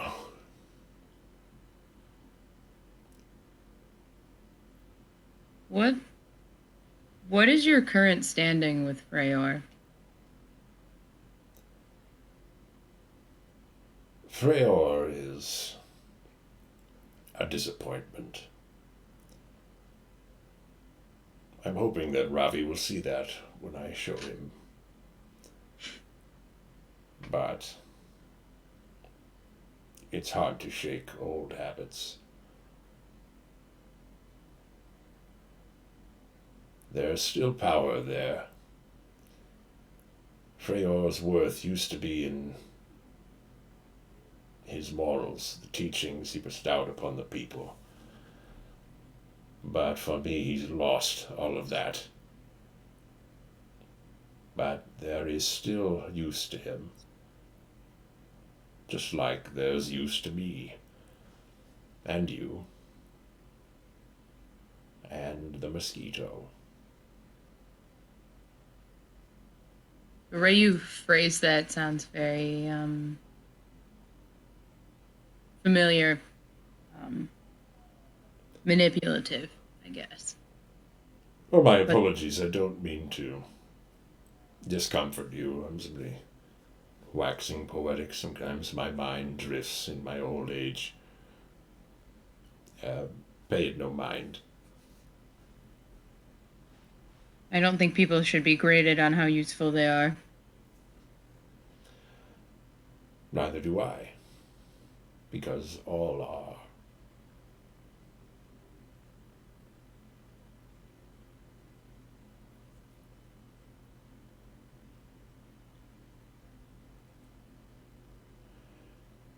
Well, I think I've eaten my fill. If you'd care to, I suggest we get some rest before setting out for the continent. I have quarters prepared for you to sleep until tomorrow.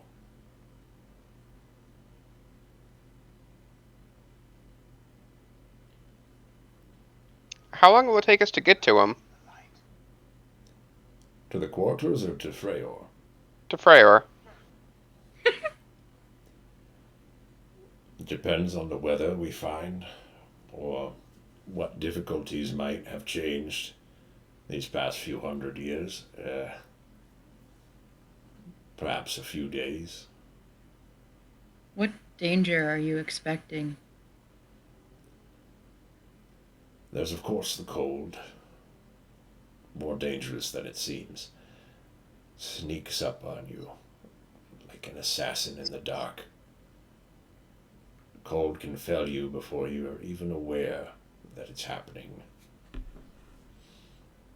There are certain creatures that live on the edge of the continent. Their struggle for survival is harsher than most, and thus they've hardened themselves. They'll see us as easy meals. That's before we get into the cavern itself. You know how to deal with them, right? I mean, you sure know a lot about this place since you've been here before. If we deal with them as I've dealt with them before, we won't all survive. Why? Because in my last expedition, certain sacrifices needed to be made to ensure its success. It was a different time. Sacrifices meaning giving someone up for a meal? If someone is injured beyond the point of recovery, there's no reason to waste that. I bet you were very popular among your group, huh? That's a really, really bold and tough mentality to live with. Sarcasm is unnecessary, Avestan. We're all friends here. You can speak your mind. Okay, that's a kind of shitty way to think about things, though. You can always help somebody. As I said before, You consumed them? there was an expedience to our mission, and our driving force was different than it is now. Every one of those people was willing to lay down their lives for what they believed in. I sense enough. that we're not quite at that level. Did Um, you them? for your survival? If it had been me on the chopping block, I gladly would have sacrificed myself. I was lucky.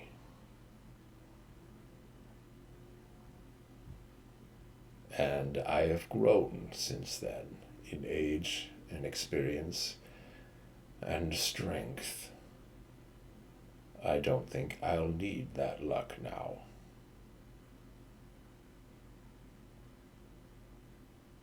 Is it possible for us to get around whatever it was that you found in the caves without fighting it? We should hope. It was the only way I was able to escape.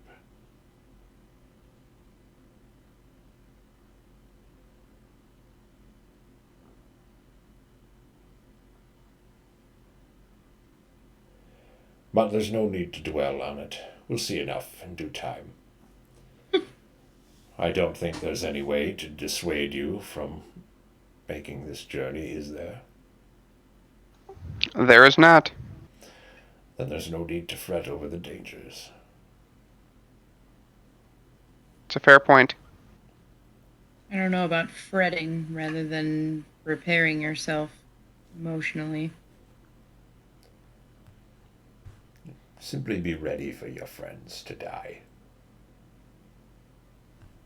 Not a nice thing to say, but I understand where you're coming from. Kinda, sorta. Maybe this party is completely different from the one that you had years ago. Like you said, everybody was willing to sacrifice themselves for your objective, but I mean, we might surprise you. Maybe we are as well. Maybe we're not. I mean, we've traveled enough together that even without thinking about it or saying it, we might put our lives in danger for the survival of others. I guess it'll be instinct and in a way, if it ever happens.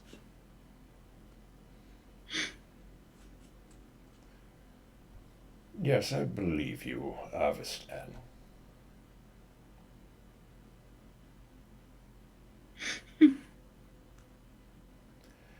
But I will not be leading you all to your deaths. That's not in my plan. Well, I sure hope that's not the plan. I very much well like to leave as well. If you'll follow me, I'll show you to where you can stay the night. Of course.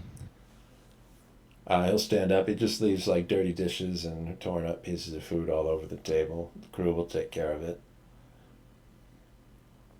He takes you out through a separate door than the one that you entered from. You go up a small staircase. You don't journey quite as far as you did to get to the dining room to get to separate bedrooms. Each one's almost like an inn. Not quite as fancy. It's not like the nice one that you stayed at in Mochipa with the feathery pillows and the straw mattresses, but there are simple cots in there with stretched fabric across them that you can sleep on. Each one has a little trunk in it in case you need to store something, although all of your personal clothes and equipment are currently being looked after and dried out in a different part of the ship. Could we get to it? You don't know exactly where. Sequis assures you that there's nothing to be concerned about. You'll have that all back in the morning, better than it was. Dry and ready to go. Does anyone need anything before they turn in for the night? No, I'm good. Happy. Yep, I'm good as well. Okay. I'll give you all a slight perspective into Shell and Ghost and Luna. I hope you have to Luna's just with sort me of though. Leave behind. No. I don't leave Luna with you. Luna's counted as one of the animals. They are all led away out of that warm cabin that you were in. They're going to have to cross the deck to, the back half of the ship. It's not Sequis that leads them, but just one of the members of the crew. He's wearing robes similar to the ones that Sequis wears. He Do has I a see hood this? all the way up. Nobody's Do I seeing see any of this this. I'm happen? just telling you what's going on. This all happens while you guys are eating in that. So, this sort of hooded figure just slowly leads all of your animals to the other side of the ship. They sort of tentatively follow him, because what else are you going to do? It's way too cold out on the deck to do anything else. Ghost just goes, because he's a horse. Like, he gets pulled by the reins. He's like, yep, this is what you do. This is how a horse works. You pull that, I go that way. And Luna kind of stays with Ghost to be, like, protective over him. He doesn't want anything to happen to him. And Shell's just looking for somewhere to keep this egg warm. And take them through a wider set of double doors on the other end of the ship. And they lead down slightly into almost like what is almost a full stables. There's like 7 different stalls with hay lining the floors. And each one of them gets their own little stable stall, a little pile of hay in it that they could rest and sleep on. So Shell, nuzzles her egg into this little pile and, piles up hay around it, sits on top of it to keep it warm. Ghost goes in and he just starts munching a little bit, gets himself ready. And then in the one next to that, they put Luna. Luna seems uneasy at first. She does a weird kind of little sniff around. Keep it dark. They didn't put any lights in here for them. So she's kind of using her nose to get an idea, and her ears to try to figure out what's going on in the stable. And she gets startled for a second because she looks at the stall directly across from the one that she's resting in. And Sequis' horse is in that stable. And she's a little shaken by him because he stands there. He's got his head set out perfectly straight, all 4 hooves planted on the ground, stares and just straightforward standing, and doesn't move a muscle. She watches him for a long time, and he never shifts until she gets too tired to watch him anymore and falls asleep.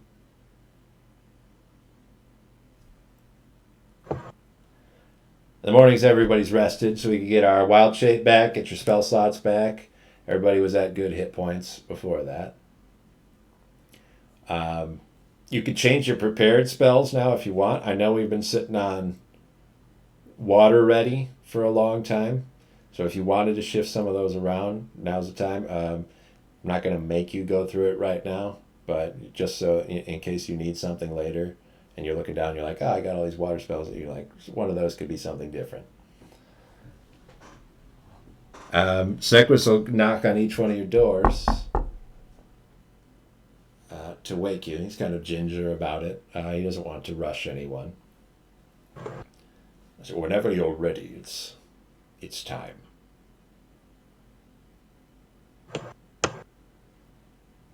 Do you know where Luna is? Where my wolf is?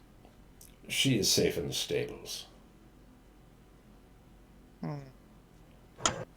We can retrieve her before we leave. I think she might be useful where we're going. Yes, definitely. And in future, whenever we come back, can I keep her with me? I feel safer with her sleeping with me. I'm afraid I can't allow animals such as that into this section of the ship. I would be all right with you staying in the stables with her. Okay, I'll for sure do that next time then. I feel safer with her by my side. When you're ready, I can hand your clothes to you. Taking the liberty of drying off some of these warmer garments. Interesting choices, if I say so myself, but I think they should serve you. Yeah, unfortunately, Mochip is not known for its cold weather. No, indeed, and I don't know of any place where you'd be able to find appropriate wear for Taufell. So engineering it yourself might have been the best choice.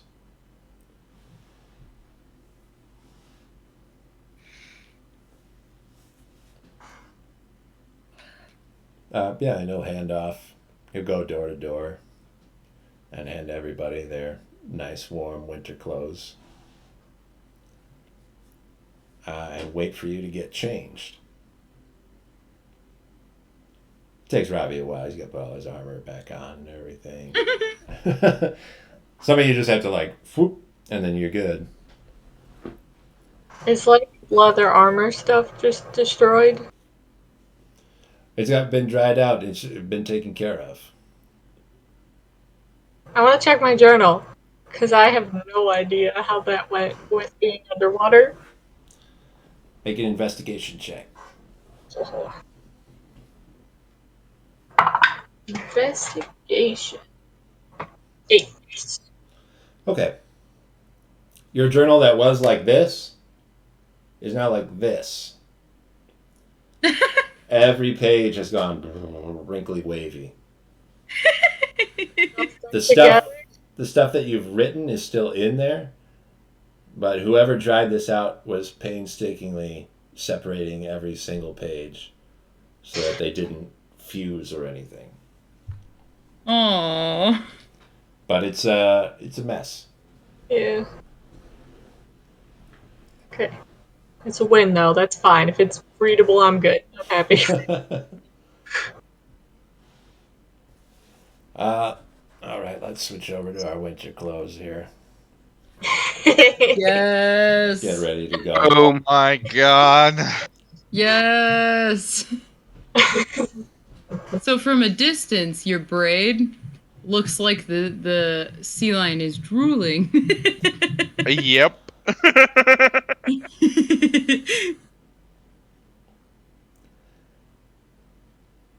I must admit, my previous journey had a different looking retinue, but this one will serve. We had one Tell day me. find warm clothing. Tell me about it. This Well, I is get weird, man. Yeah. I mean, it's kind of warm, but ugh. Will your pack animals be joining us? They'd be very useful, I think. Yes. We should bring Ghost. I don't know if we want to bring Shell. I don't like leaving her behind. My only concern is the egg in this cold. Yep. Same. While I understand that, she has literally been the reason for life and death. Multiple times. There's no way she's leaving that egg. I know. I guess she stays. I don't know what else to do with that one. You'll hear her squawk out at you from the stables. She'll come bursting out the doors.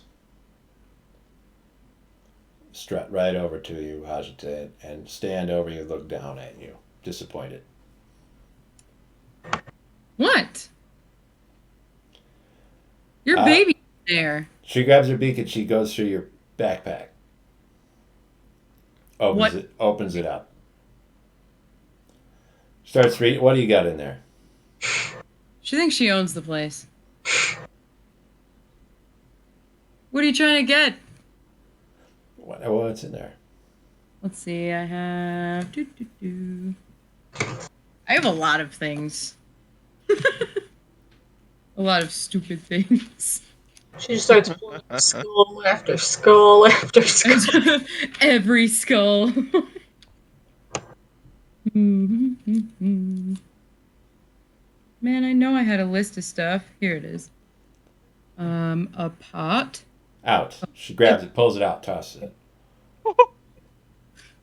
Oh, I know what she's doing. Rations. Pull them out, gone. Toss them out on the deck. Taking everything away from your backpack and put the egg in there. Chill. She keeps pulling stuff out and throwing it out. I'll just name them for funsies. Shoes. Gone. Other outfit. There. Acid. Toss to the side. Magite, which I, in a panic, pull out and put in a pocket. A love potion. Magic makeup, which I will fight her for. Oil, perfume. A shot. Does she throw that? Anything that's in there, she's just pulling it out and tossing it off to the side. Important documents if somebody wants to grab it. She's not like taking them and destroying everything. She's just pulling it Just out of the chucking bag it. and throwing it to the Chucking side. it So elsewhere. anything that you need to pick up, you can. It's just not going to be in Hajate's bag anymore. A lizard skull. A hobgoblin skull. An omni skull. Lots of gems. Incense and ink. So there's you guys. It's going to get dumped out onto the deck, and then Shella is going to nuzzle her egg into Ajate's backpack. She's going to rush back to the stables really quick and bring back some of that hay from in there and start popping it in to kind of insulate. She says she's coming. I mean, that's actually kind of brilliant. Okay. I mean, I've got enough space in my pack, or we can use Ghost for what he's actually supposed to be used for. Now, finally. Cool.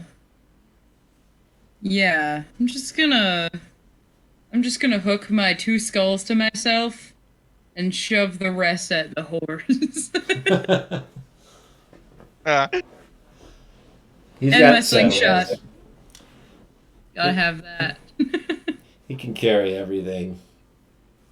He's got a couple saddlebags on him. You could just toss some stuff into. Oh my god, she chucked my banjo. Is it okay? I don't think she would have chucked your banjo if it wasn't in your backpack. Okay, alright. It's important.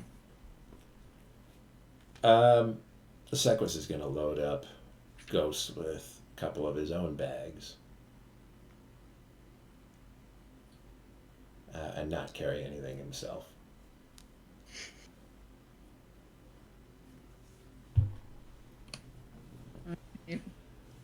Is there anything at all you need to take care of before we head out?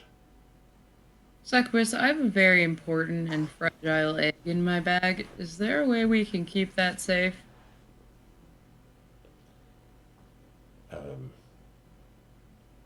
Other than keeping it with you. Right. Like warmer, Dark sea. a random bag with hay in it. I'm not entirely familiar with the gestating habits of the common axbeak.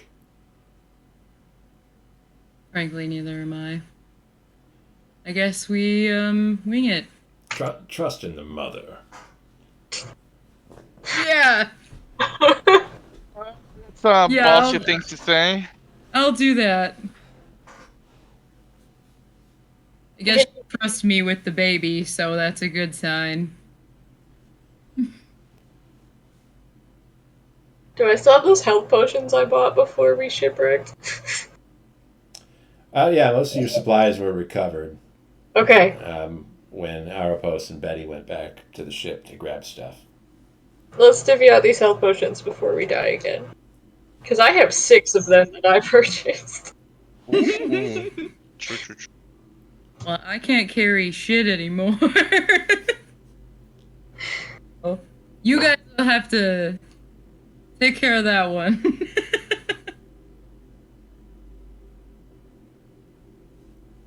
We'll find a way.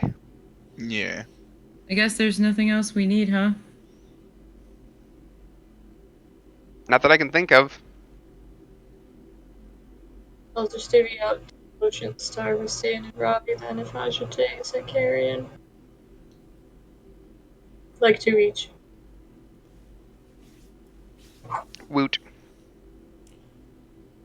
All right. Sequis will gesture you over to a little dingy rowboat pulled up on the side of the ship.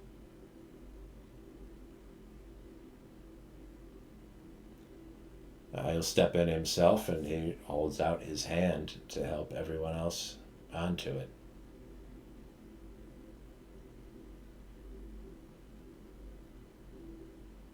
Who's going to take this old man's hand?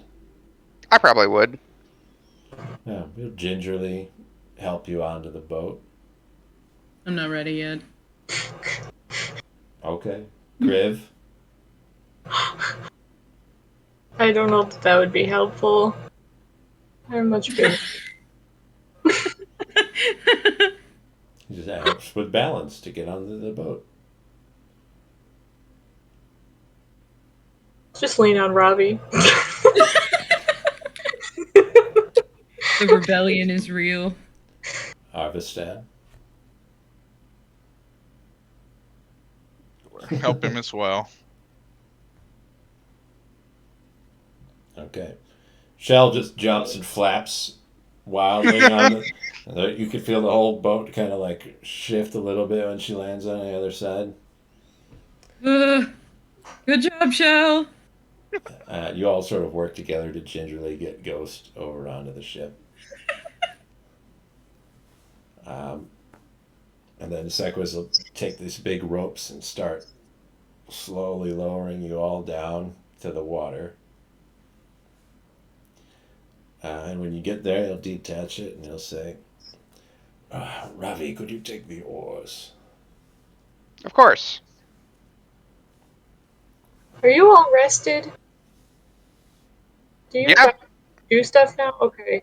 Yeah, Are you allowed to do oars? I think so. I don't feel like I'm gonna die every time I run now, so that's nice. Okay. It's just north. I'll start heading north. You go that way. And he says that just as a courtesy. You can see Taufell in front of you, covered in snow, and a little bit of ice that reaches out away from the continent itself. You see the sea is frozen out a little bit of a way. So Ravi paddles you all over there. Everybody's getting blustery winds pushing against them as you're moving forward. It's bitter cold. Your clothes will keep you from dying. Ooh. They don't necessarily keep you comfortable. So you're all going to have a little bit of a shiver to you as you move along, except for Robbie, because he's working right now. So he's getting that heart rate going, getting that blood flowing, so he's a little bit warmer than the rest of you. It might mean nothing, but I'll make a little fire in my hands. It helps a little bit. A nice little warm spot. Ooh. Sequis will come close to you, Griv. You share in your little fire. Creeper. They've got fire. I mean, I feel like It's- at the it's end true. of the day, like, he's definitely not a creeper, and we've just decided that he is. But still funny.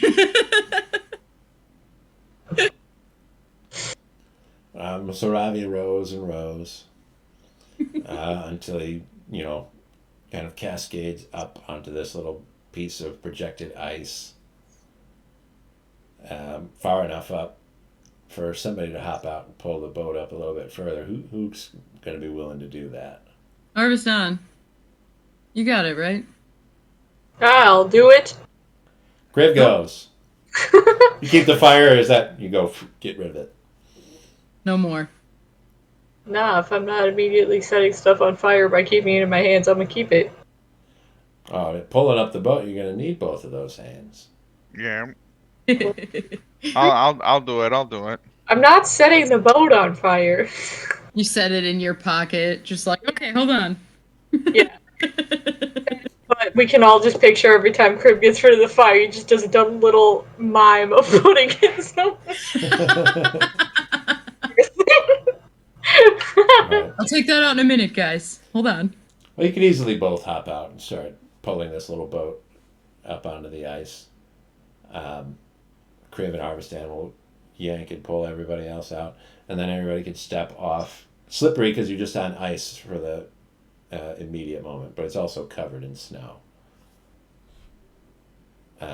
Sequis will say Immediately fall. we should pull the boat up a bit farther off of this ice floe. Get it onto land proper.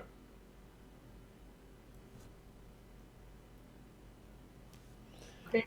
If you don't mind continuing, Kriv, be most appreciated. I'm not gonna get out, though. Pull us up. He's just saying stuff now because he knows it sounds creepy. Yeah. Not creepy at all. I would hop out and probably help push. Yeah. Nobody's going to stay in the boat. That would be incredibly rude. I was planning on it, but okay. Can if you want. I mean, that's up to you. No, he called it incredibly rude. I can't go back now. Shell's going to pick you up, Hajite. Okay. We're having fun. We have a horse. This is fine. She's going to carry you around because you have that egg. So you don't get to be far away. I am easier to carry than an egg. All right, Shell. Bird logic. She puts you on your back. You balance better than an egg would. Yep, she's got a cool saddle. So yeah, Shell's going to I like carry the ride. Hajite. The rest of you are pushing and pulling the boat further up, and you'll get it up onto actual land. You could feel it scrape underneath the boat through the snow, sort of like a collection of pebbles, like dark rocks, all frozen together, and as the boat hits them, they kind of scrape and break. The cyclists say, we could leave that here. There's no one to take it.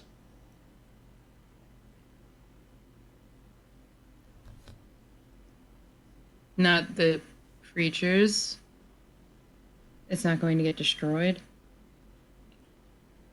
There's no need to worry.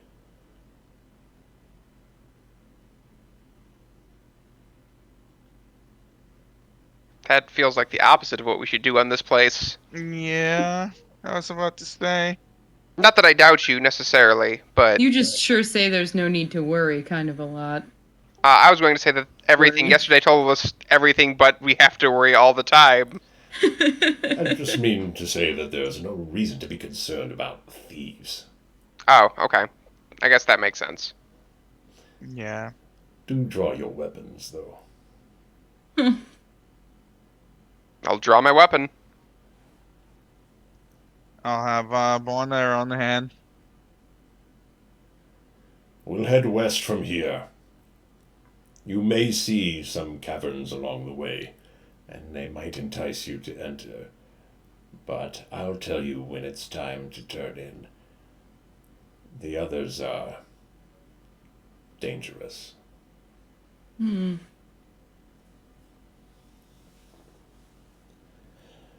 Focus on staying warm. He'll start trudging off in the snow. Snow's about knee deep. So it's some work to get through it. But it's cold enough out here that, there's not that melted layer that sort of packs it in together. So it's very powdery as you're walking through it. But bitter cold, I want everybody to make a Constitution saving throw. Oh man. Oh boy. What's my con? +2. 17. Ooh, good. 14. 18. 12. Okay. Arvistan, too low. You're going to get boy. 1 level of exhaustion. Oh boy. You're shivering too much. That means you'll have disadvantage on all of your ability checks. Yay.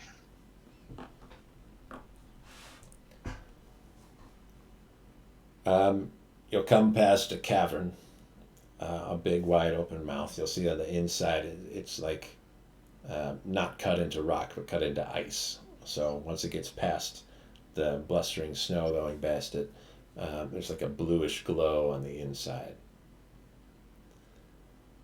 But Sequis doesn't turn and go towards that cavern. He just keeps walking forward.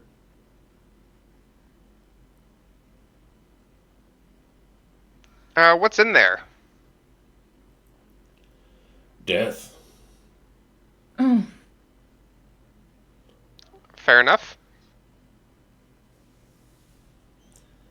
He'll keep trudging forward.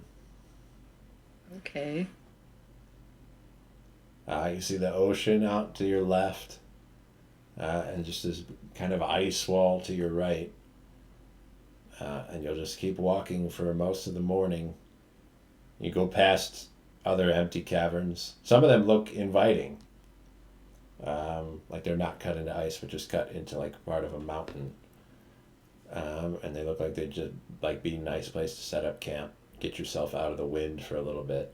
Sequis never stops for them.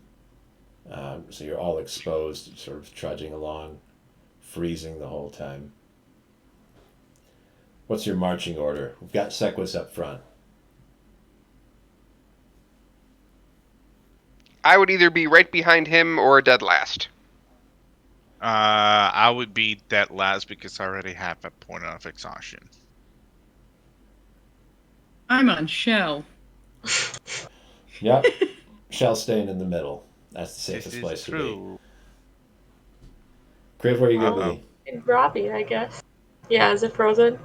Yeah. Dave It has done a died. frozen. I'm not dead. Dave I'm died, still which here. means I'm about to die. We're just. We all about to die. Hey, Sequis is gonna turn around and freeze us to death. I actually have Gonna do Kriv An back. ice spell. All right, who wants to be DM? Scout is the warmest. Can you not hear me right now? Rock, paper, scissors. Nose goes. Ooh. It works really well when it's all frozen. It seems that. It looks like he like completely dropped because They- even the stream went down. See, we all can hear everybody, but they trips. can't hear me. Oh no. Oh, there Oh he is! no! Sequis Discord's is been- back! A problem. Has everyone Yes. made it back yet? Everybody has been We're here. You're the alive. only one that left. Yeah, you were the only one that died. See, I have an interesting issue with Discord sometimes, where it does that. But I don't actually leave, so I hear the whole conversation, and I'm still moving. I see everybody else still moving. I see the whole thing happen the whole time, but I'm lost to the rest of the world. That is So, really interesting. everything- For us, everything was frozen. Everything that you were saying was on stream. We were all Oh, still there. good.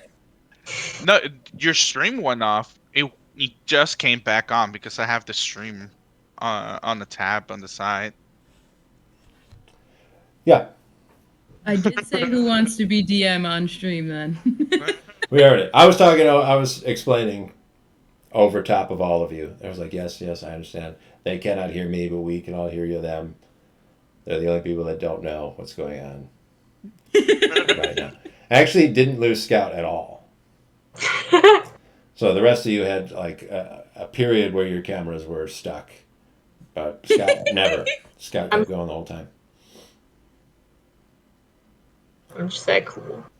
Well, good. We were establishing marching order. We had Sequis up front, Ravi probably right behind Sequis. We have Arbstan in the back. Yep. Hazute is riding Shell somewhere in the center. Ghost and Luna are probably also nearby where Hajde and Shell are. Just need to establish where Kriv is. Kriv, are you in the back closer towards Arvstan or closer to the front towards Ravi? What does it say behind Robbie? Okay. Arvstan, you're in the rear. I would like you to make a perception check.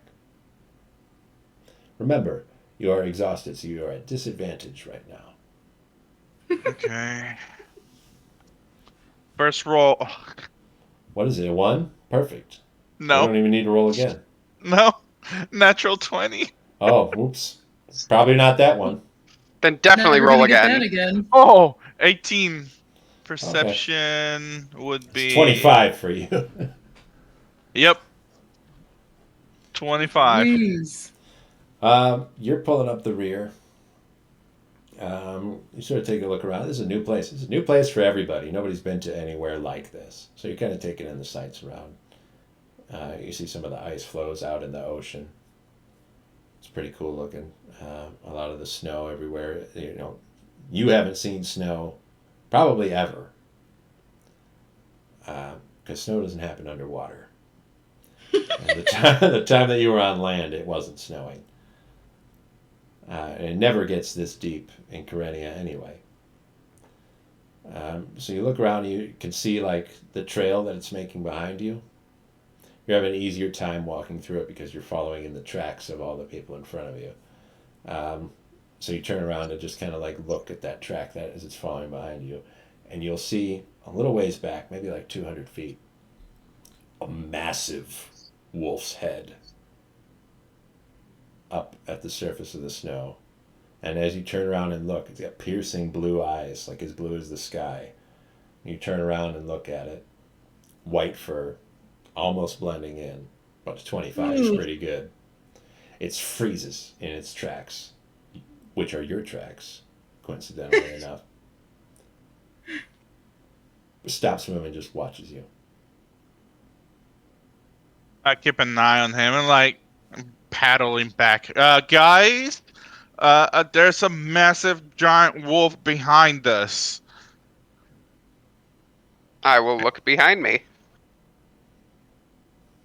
Yeah, he's white and with blue eyes. He blends pretty well with the snow. So, yeah, this is really scary. What do you got to say about this monster, Sequis? How dangerous is it? All right, don't flip already. Oh, I am flipping. I'm in the back, and he's looking straight at me. I wouldn't be concerned with the one you've seen. Yeah, they are in packs. I already know that. So, how many more do you think there are around us? I can't say for certain, but we have an ocean to our one side, so it wouldn't take too many to surround us. I don't suppose you could talk to them, Kriv. Just yell, "We mean no harm." They're not looking for harm. They're looking for food. They're hungry as fuck. Has been our experience so far. It's true. I mean, you're right. I advise we close ranks. He'll back Okay. up towards the rest of the group. He puts his back to the water. Normally I wouldn't advise leaving such a blind spot. There are equally dangerous things lurking in the depths that could spell our doom. But better the devil we know. He's kind of looking out and squinting. Sequis doesn't have +7 like crazy eyes like Arvstan. But he knows that there are more wolves. Arvstan, that one that you saw that you kind of tried to keep your eyes fixated on, once you guys start closing ranks, starts advancing. Not a sprint or a run or anything, but just like creeping forward. Guys, keep an eye out. He's moving forward to us. That means they're ready to attack and jump us. I want to look around for more. I need a perception check. It's tough. Blowing snow and wind, everything's white. 9. You don't see anymore. You don't even see the one Arvistan's talking about. Wow. You sure he's seeing wolves? I trust his judgment in this.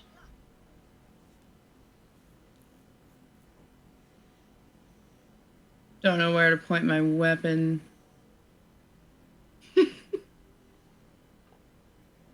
He is closing in. Can I make another perception check and see if I see the other ones as well? Sure. Go ahead. Any of you can if you want to. Remember, Arvistan, disadvantage. Alright, first one, 11. Second one, 10. So 17 total. All right, let me see this here. You do not see them. Alright. Secret doggies. I can't see the other ones around me, but this one is closing in very, very still and steady.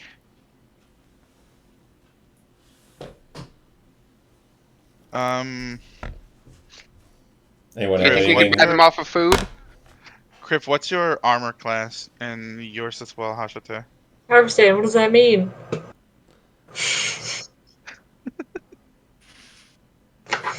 Arvistan, that one that you see is much, much larger than Luna. Stands a little bit taller than Ghost on all fours. Oh my god. That is a draft horse. Guys, this wolf is huge. It's larger than Ghost and Luna. How do I not see this thing? I don't know why you're so blind. It's right there. I will also peer out for other wolves. Sure. Me too. 18? What was that? I said me too. Oh, there we go. I got a 21. 21. Okay. That's better. We said perception? Yeah. 22. There we go. I Got him. Kriv and Ravi, you beat their stealth check, so you'll see the 4 other wolves also approaching. There's one that's coming in from the direction that you guys were walking in. You see a couple others that were in the snow just off, closer to the cliff. That kind of just lift out, and they're just barely poking out above it. So they must be crawling down on their bellies. And one comes leaping down off of some of these jutted ice pieces back down to the ground level where the rest of you are. So you get 3 coming in from the side. There's 1 coming in from the front, 1 coming from behind that Arvistan saw. An ocean all on the other side. I will quickly look at Sequis. Do you think if we could distract him, we could run? We won't outrun them in this weather. This is their element, Ravi. And if they want to kill us, they will.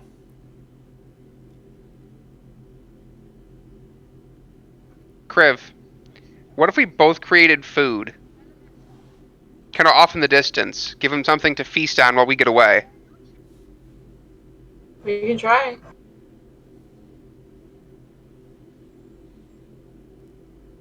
Yes. I will create food. It's going to be meat. I want it to put it so the scent kind of, I'm going to say kind of in the middle-ish of them. The scent. Yeah, I want the scent to I want the wind to blow the scent towards the wolf that is close, that I can see closest to us. I mean, we are in the middle-ish of them. But we want it not to be where you are, right? Correct. You've got a range of 30 feet. Yep. So you could do it 30 feet inland from where you are. Probably be the best bet. Yeah, I want to inland and then towards where we were, not towards where we're going, if at all possible. Okay, so we'll get a slight angle because we still want to draw them to it. Kriv, are you doing the same thing? I don't think I have that spell. Okay. In that case, never mind. That'll be a no from Crib. I don't think Goodberry is probably very enticing for them. It's gotta be more food than we are. Oh, wait. It's a desert druid thing. I don't know how that works. I don't think you're a desert druid, so No. it's probably not you. Nope. You're a lightning spirit druid. They don't have cards for that, Dave. Ravi will create raw meat, I guess. Yeah. A little bit off to the side. The two wolves that are approaching underneath the snow spring up and launch at it. Now they're massive. The create food should be enough for 5 steeds, which is not quite 5 of these big winter wolves. They're a little bit bigger than steeds. But you do distract some of them. So that one that comes jumping down the cliffs will also go towards your pile of food. But the one that's approaching from behind that Arvistan first spotted, and the one that is in front of all of you, still closes in on you. I want everybody to roll initiative. Initiative. Unnatural 20.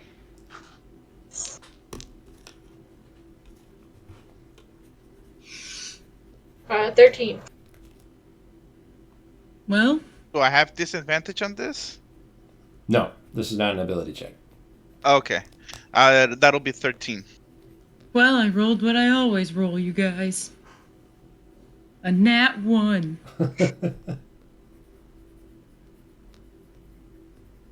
But Shell rolled a nat 20. Oh my god! Dang. I get to go first and last. Okay. I got Arvistan here. Luna goes right after Arvistan. And I got Sequis right here. And that's everybody but Ghost, but he's not going to fight. He's a dumb horse. He's not going to do it. Shell's first. Shell is a little less gung-ho than usual. But Shell's immediate instinct at this moment, and I think you can all guess what it is to go get some of that food. No! Oh, come on. Hell no! We should know better by now. Fuck's sake, Belle. And she's going to do that. There's a motherly instinct, and there's a I love to eat all the time instinct. And they are at war inside of her brain. Can I try to pull her away? Do you think that's going to work? You No. can try it. You'll have to wait till your turn to get her out of there, It's true. which is last. So there's some time in between. She's a lot faster to react than I am. But she doesn't run like immediately into danger. There's a big pile of food over there, and she just starts eating it with 3 massive white wolves. So far, it's all amiable, right? There's enough food for them, for at least. For now. Yeah, and if they run out, it'll be a problem. Ravi's turn is next.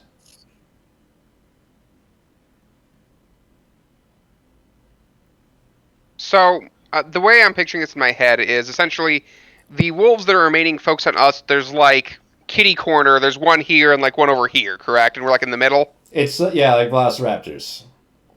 They're coming in either side. You've got your back to the ocean, and they're coming up along either edge of the coast. I am going to create another thing of food close to the one that is at our front. And try to distract it. And there goes Shell again. I'm like, oh, no, wait, there's another one. Oh, wait, there's another one. She's just gonna go zigzag. It's an interesting spell. I was just checking it because I was like, there's no I was like, no, you can just do this as long as you have spell slots. It happens immediately. It only takes an action. You could rain food forever if you could keep casting. It's like rain from above, meat for all this wolf. The one that's in the direction that you're heading in. Correct. So like 30 feet away from you, closer to that one. Yep. Okay. You know what it feels like while Robbie's doing this? What was that movie called? Rainy with a Chance of Meatballs or something like that? Cloudy with a Chance of Meatballs. Oh, yeah, there you go. And Robbie is That's exactly it. the Messiah. The Wolf Messiah. I'm going to move 20 feet in the direction that we're supposed to be heading. And then I will go... Kriv, try to get Shell via talk to animals to come with us. I think if we distract them long enough, we Talk can just to avoid animals. all this. Griff. Either that or we gotta fight him, and I don't want to fight him. I know we all know I can talk to animals, and I all know that it never helps. Either Oh, that, yeah. either that, or drop a large fireball on those three, I can and don't hit Shell. I can offer more distraction. I like that. Is that it for Ravi's turn? Yep. Sequis is next. You'll say, that's very quick thinking, Ravi. An ingenious plan. But I didn't come all this way to risk being followed. And the wolf in front of you, he'll lift up his hand and he'll point a long bony finger at him. See, he's got like a very old ring on, like old copper that's gone green. It's kind of stained his finger where it sits. And he kind of mutters something under his breath. And then this like little beam of like pale green sort of comes wiggling out of the edge of his finger. Yeah. And it touches that wolf as it's approaching. And it goes... And it blows away in the wind into dust. The wolf? Yeah. Oh. That was kind of sad. Then it's Kriv's turn. I would like to conjure animals. What are we going to conjure? More bears. Wolves! More wolves! 4 bears? I want bears. I thought I thought they were gonna conjure cows to attract them more. This is black bears, right? Yeah. Okay. I've got them. 4 bears. 4 bears, please. You can do that. What would you like these 4 bears to do? Attack the wolves. We Not got even- 1 wolf approaching from behind, and you've got 3 that are feasting with Shell. The one that was up front just got disintegrated.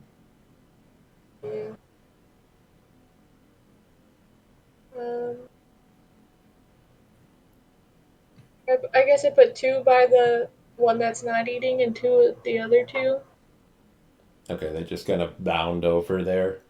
Yeah. All right. What else would you like to do, Kriv? Are we all still grouped up? Are we like backing away? Robbie's moved forward a little bit, but everybody else, and Shell and Hajite, of course, have left the group. But everybody else is still kind of together. They haven't really moved yet. Okay. All right.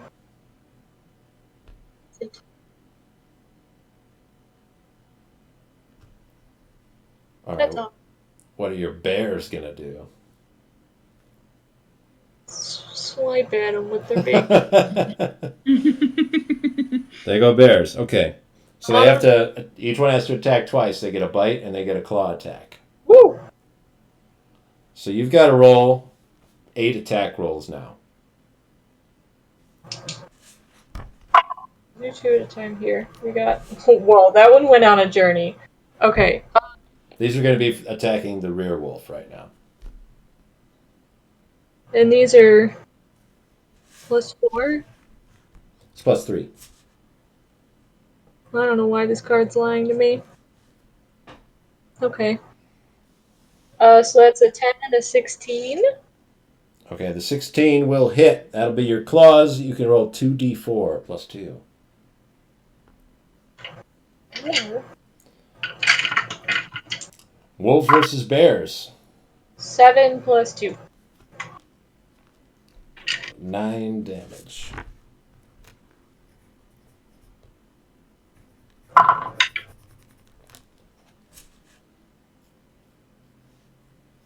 An 11 and a 12. All right, both of those will hit. Oh, So you'll do 1d6 +2 and 2d4 +2. Or you could just do 2d4 and 1d6 and add 4. goodness gracious. We're going to do that. The 2d4 is 3 total. 6 is 6. So, 13. All right. Now we've got 2 bears that are attacking the wolves that are eating right now. These are the ones next to Shell and Hajite. we have 14 and a nat 20. 2 hits. So the 14 will be a 1d6 +2. 5. Okay, for 7. That was a 5 on the die, right? It was a 3 on the die plus Okay, 2. 5. Gotcha. And we're critting the claws, so 2d4 +2. 5 + 2, 7. And we'll double that to 14. Bears. They're good. Wolves haven't done anything yet. Seems like the place to have bears. We got 2 more attacks coming, right? Oh, well, I dropped that one on the ground, so we're gonna take this one. 8 and 10 total. 10 is going to hit. Oh, That's 2d4 +2. 4 + 2, 6. All right. Bears. That wolf will become very angry and shift from eat mode to fight mode. Specifically the bears. Arvistan is next. So we're fighting these things. I guess so. Well, Sequis was All right. killing the one in front of you, so you could go that way. All right. So, how many are stacked up together? There's 3 over there with Shell and Hajite and a couple of spectral bears. How close is Shell and Hashite with them compared to? It's a little pile of meat over there. They're all right on top of each other. Damn it. You gotta control that bird more. Now I can't do my attack. There is one that's behind you that's just being attacked by a couple bears. They're not even real bears.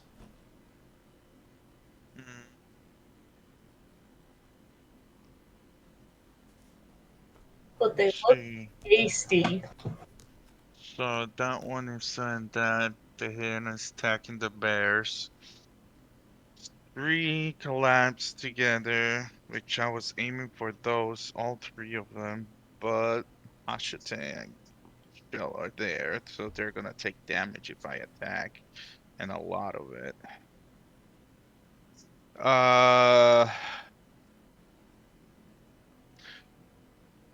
You know what?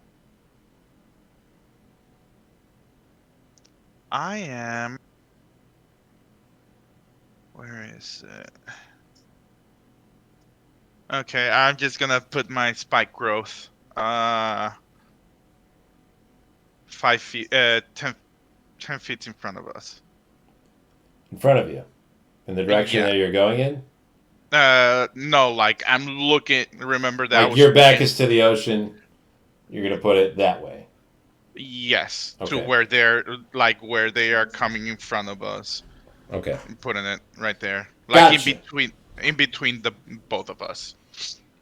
All right. So between where you are and where the pile of meat is Yes, that they're eating. that'll Okay. yeah, and that'll be my turn, and Luna's gonna help attack the wolf from days being attacked by the bears.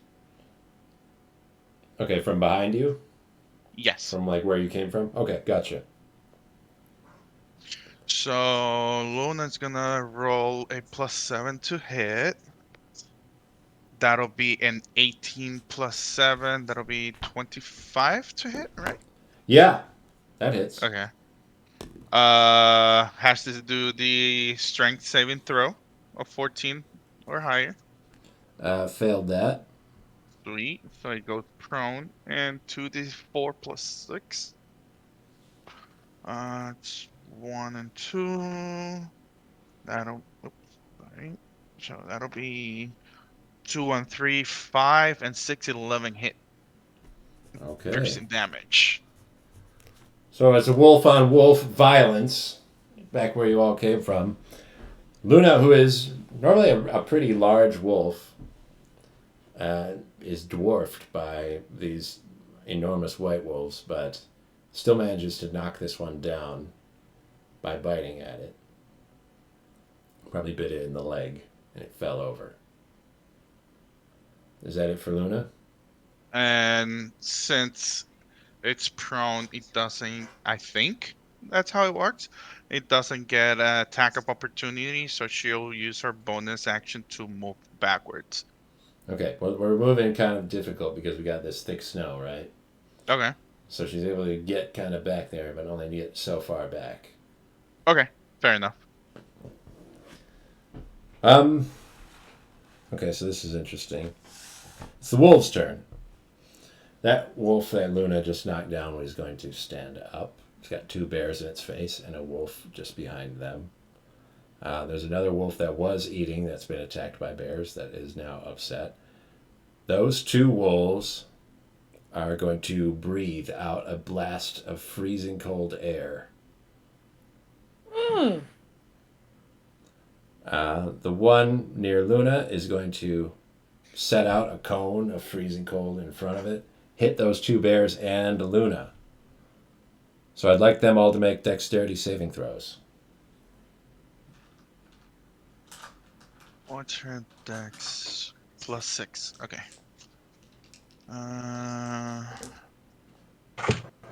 That'll be 17 for Luna.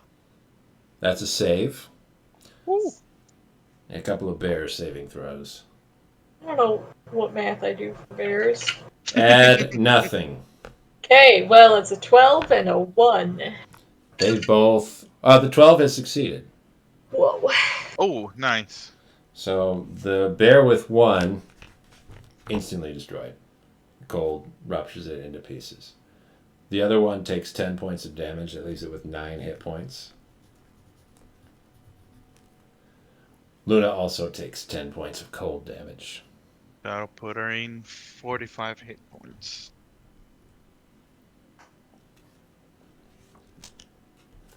This is also going to happen again with the other wolf that has been distracted from its food by a bear attack. So I need those two bears, Shell and Hajate, to make dexterity saving throws.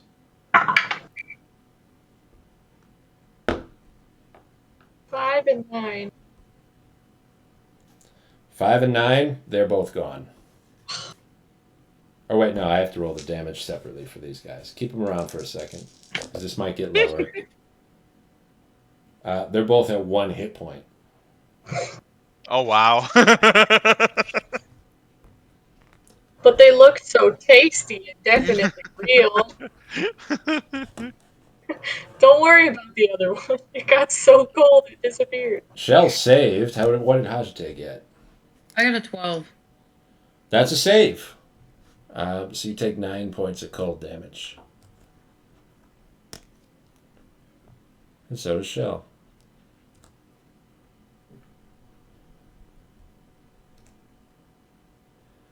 And then that wolf is going to run away.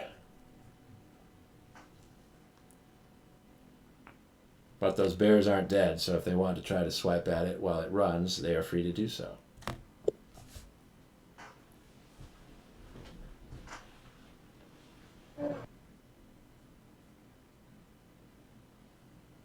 Nah. They let it go? They're not fighting us anymore. They gotta kill stuff to eat. I can't blame them for that.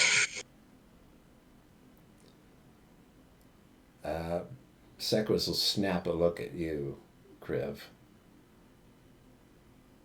Say, they will be back. Okay. He turns away, kind of frustrated. That's Hashite's turn.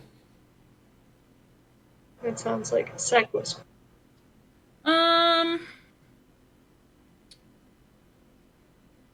Is there a wolf around 10 feet of me? There are two. They're eating the meat that Ravi created for them. Sick. Would I be able to hit one or both of them with poison spray? You could hit both of them. Sick. That is a con save? Con save? Yep, con save. Both saved. Butt heads. Okay, nothing happens. I suppose that wouldn't bother them then. Just gotta spray poison over them and then just like flick They're their like, ears meh. a little bit and shake. Whatever. Keep eating. You guys suck.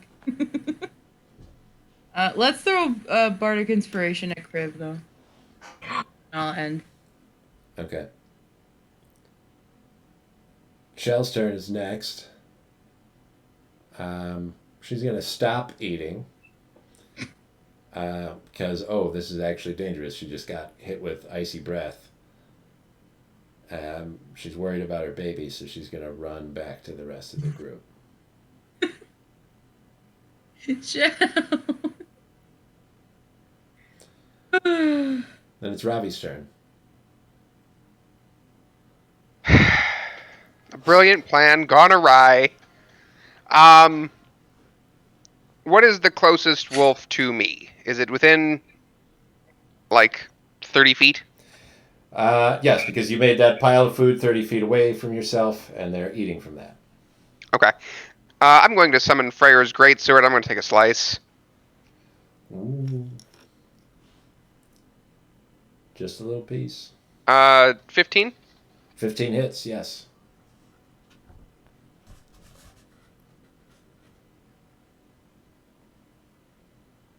Seven damage.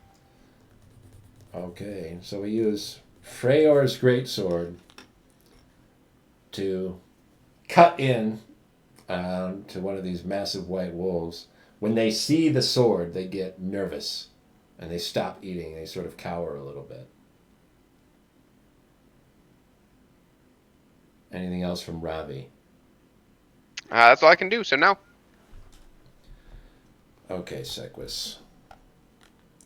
Sequis is a wizard,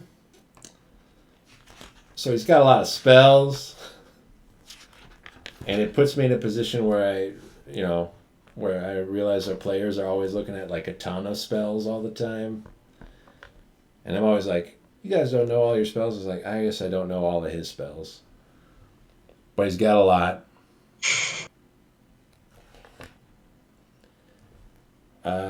So Hajite and Shell left that pile of food, right? So there's nobody over there with those wolves? Okay. He is going to create a large sphere of poisonous fog where those two wolves are eating.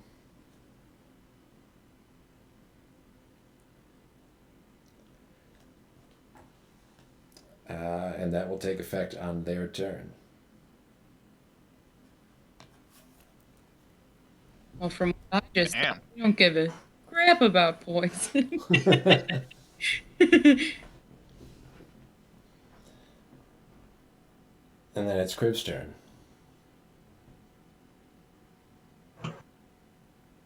Crib, your bears are also in that fog, so when their turn starts, it will affect them. Damn.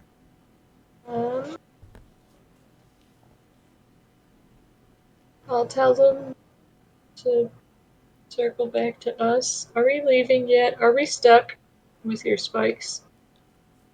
No, the spikes are between you and the bears, so if the bears return to you, they'll have to go through that. Yeah. Unless you move them around. I guess kind of just keep them like between the wolves and us, and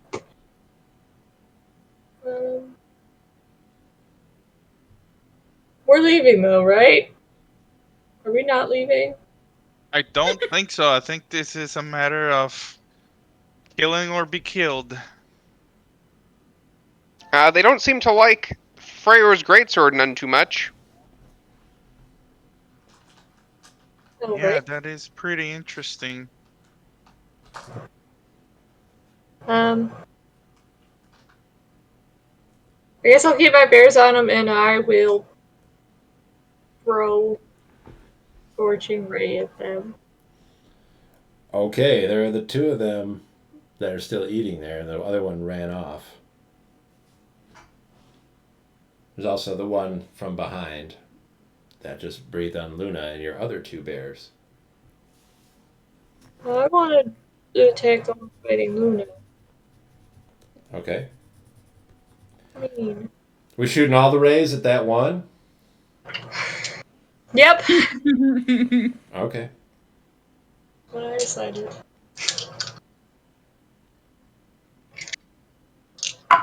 You'd think by now I'd remember what you add. That's a bigger number than I feel like it should be. Really a +7? That is not unheard of at this point. You're level 9. It's Plus, just wild. I'm so used to being bad at math that I'm like, that can't be right. Hashite gets a +8 on her spell attacks, and Ravi gets a +9. Okay, so with my spellcasting mod, we got a 9, we got an 11, and an 18.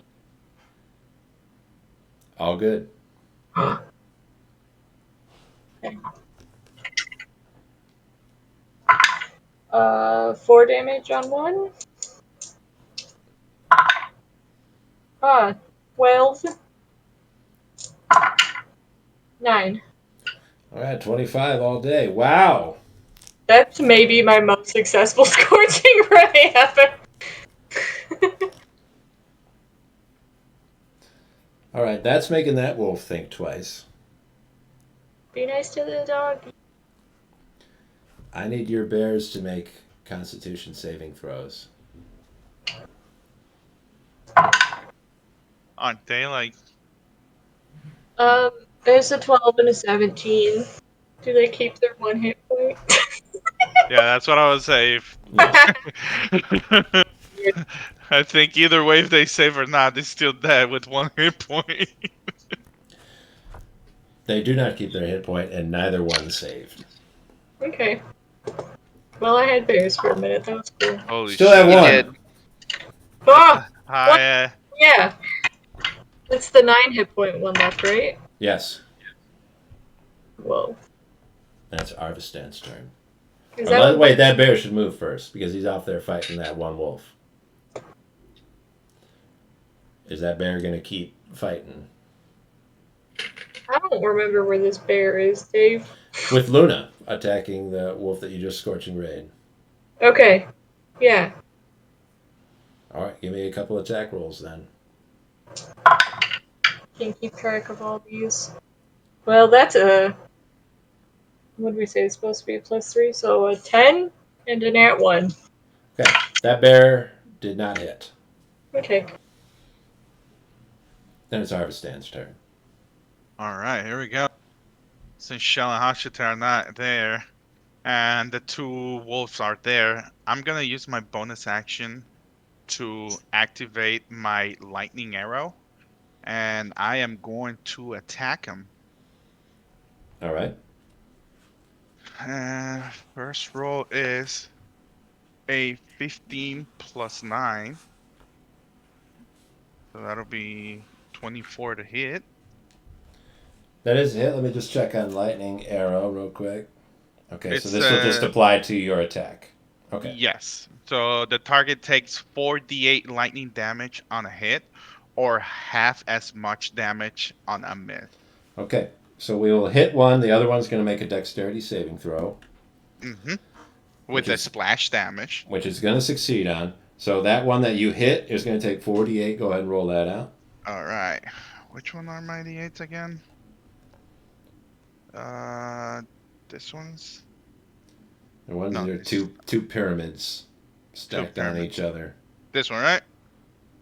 I don't know. It's very small in your hand. 6, 7, 8. Okay, yes, this one. If you see a 9, you've gone too far. Yeah. Okay, so that's 4. That's 2. Where's my third one? Here we go. 3. And it's 4.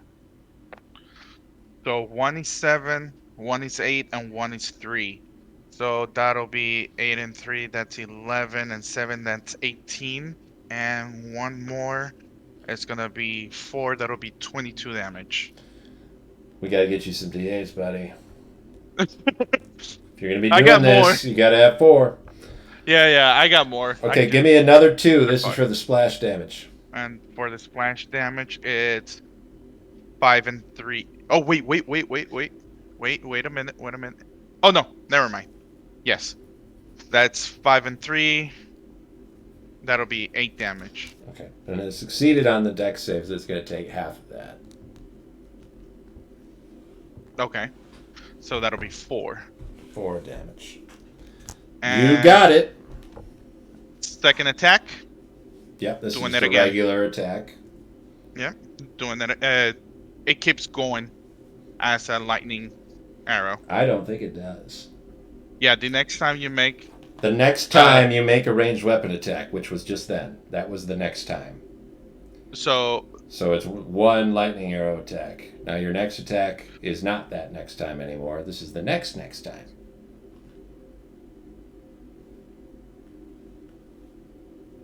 Oh, okay. I thought it was like you could do it every attack. Or am I reading this wrong? That's not the way I'm seeing it. No, okay. Concentrate for a minute, and then you'll get it on one of those attacks. Any attack that you make in that minute. Okay. Just the next one. Okay, gotcha. Okay. So I am going to make this a sharpshooter then. All right. And that's a +4, right? Yes, should be, I think. Yes, a +4 to hit. Are any of these considered aberrations? No. Okay. Just checking. I know they're not undead. Alright.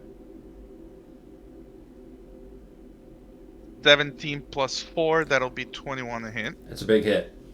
Yes. So that'll be 1d8 plus 4 plus 10. 1d8. Go. That'll be 2 plus 4, that'll be 6 plus 10, that'll be 16. That'll be to the wolf that got hit by the lightning arrow, not the one that got the splash damage. Gotcha. Okay. Arvistan putting in some damage. Take out some of those wolves that were, until this point, not aggressive to anyone. Just eating food. Out of a pile. But we're going to get them anyway. I mean, we're attacking already, so they knew it. Might as well. One of us made that decision. I believe it was Sequis. Yep. What's Luna going to do? Luna is going to attack that bear, the one with the bear, and that'll be Yeah. What? He that just one. took him a minute to get that out. He's saying the one with the bear. He just said it with a lot more syllables than that. So that'll be +7 to attack. That'll be 16 to hit. That's a hit. Sweet. 2d4. Strong enough to stay on feet. That'll Yes. be yes. Don't fall down. Okay. That'll be 4 + 6. That'll be 10 damage. Okay. That's it for Luna's turn? Yes. Okay. The wolf that Luna just bit into, rather than fall down, will turn around and start running back the opposite direction it came from. The wolf that is running, or was running after, who hit that one? The bears. Is going to keep running in the direction that it went from. And it's going to try to climb up the cliff face and get away. The other two wolves have to make Constitution saving throws against Sequis's poisonous cloud here. Both of them fail. They're going to take... I got to count this up real quick.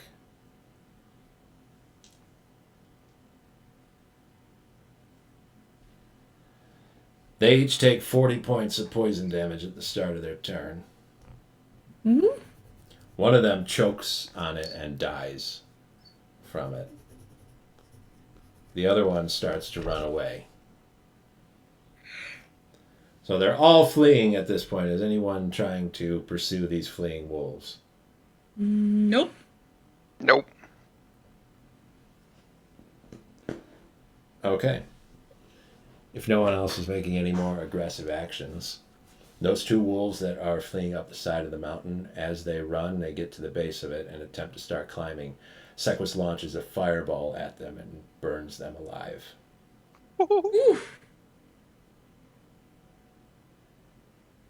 Is there anything left from those burnt wolf? Charred corpses.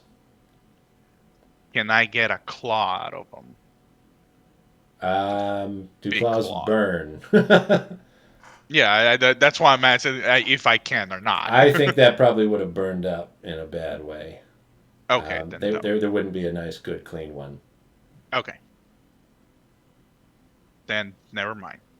Let's see. The other wolf got disintegrated, turned into dust. So there's no claws. I was for gonna that. say one of No. them just choked on poison. One of them did just choke on poison. You could go for that one. Okay, I'll grab a claw from there.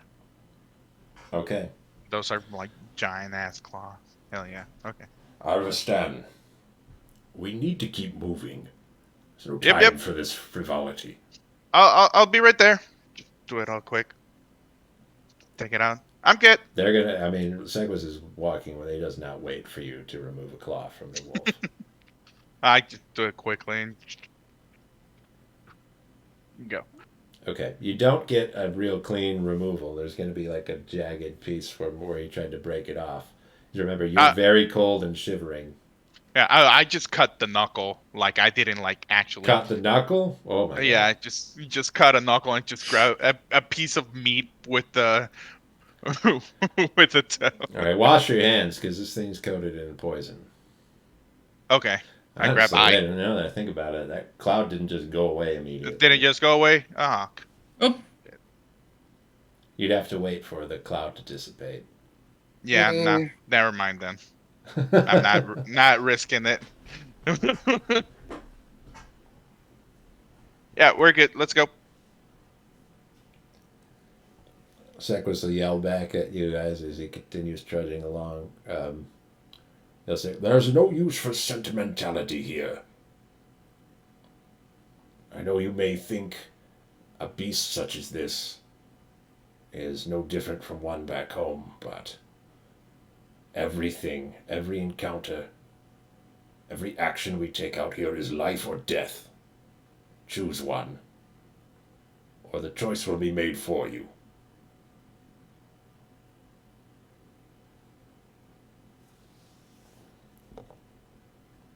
And he'll keep marching. Yeah, keep going. He knows the way. Yep. Well, I've got nothing better to do, so I'm gonna green shell on the back of the head. Yeah, you just pick out little loose pieces of fluff. She shakes her head every so often as you're doing it. You go a little bit further and come into like mid-afternoon, and Sequis will stop in his tracks in front of you, Ravi. I'll stop behind him. What do you say? See for yourself. And point forward in front of you. Right. Step around and look. You can make a perception check.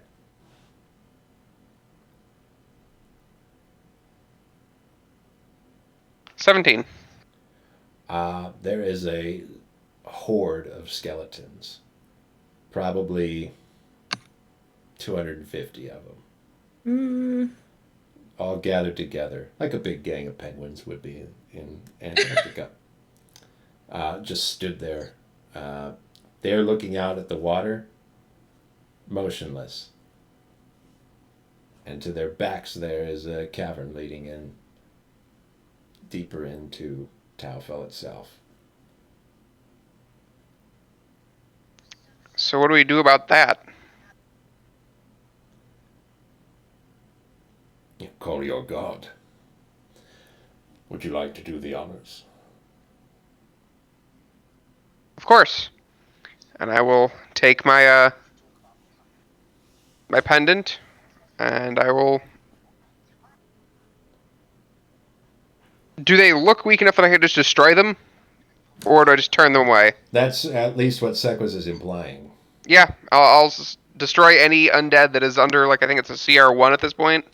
Skeletons are all a quarter, so they should all be within that point. They got to make saving throws. I'm just going to roll a shit ton of die right now. I obviously don't have 250 d20s. How sad. What's your spell save? 150 d20s? 17, I think. Hang on, let me double check. God damn! Are you calling down like a meteor or something? No, I'm just existing. He can do it. This can affect anyone within 16. 30 feet of him. So Ravi strolls over. You can all see him walk over. There's a huge horde of skeletons in front of him. He walks over. They don't react to his approach. They don't seem to be making any movement at all. You get as close as you comfortably can to all of them. He holds up his symbol and he invokes Freyr himself to destroy the undead. Get close to me, I'm just Dane. going to roll every d20 I have. I'm looking at, from what I'm seeing right here, just basic percentage-wise. They didn't do super great, but we've got about a 5% success rate. Ooh. So from 250 skeletons, we're going down to, what's that, like 12? Yep, 12 and a half technically. Sequis will walk up behind you, Ravi, and he'll put a hand on your shoulder. And he'll say, very impressive. I'll take it from here, Ravi. I will lower my pendant. He'll put Sure, now that the word. he reaches into his robes, he pulls out of his pocket a sort of like ancient Freyr artifact. A tiny set of scales. And he places them on the edge of his staff. And then he lifts up his staff in front of those skeletons and he says, "Be gone!" And he slams it down on the ground and they all just fall apart.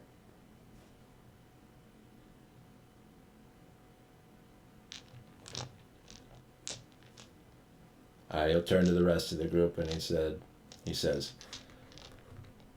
"Now is where things get difficult. We've made it to the cavern.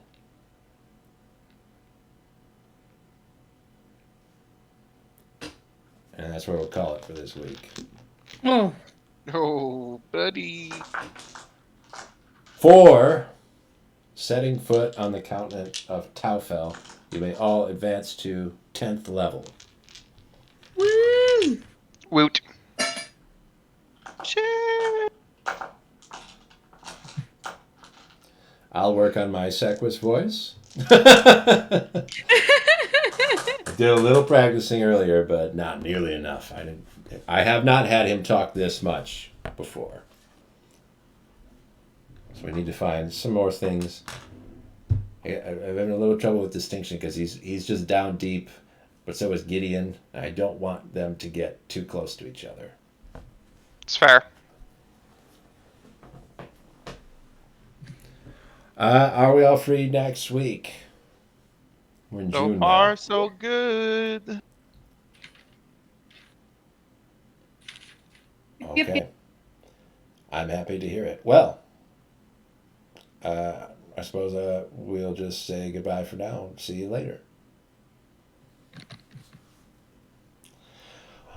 So long.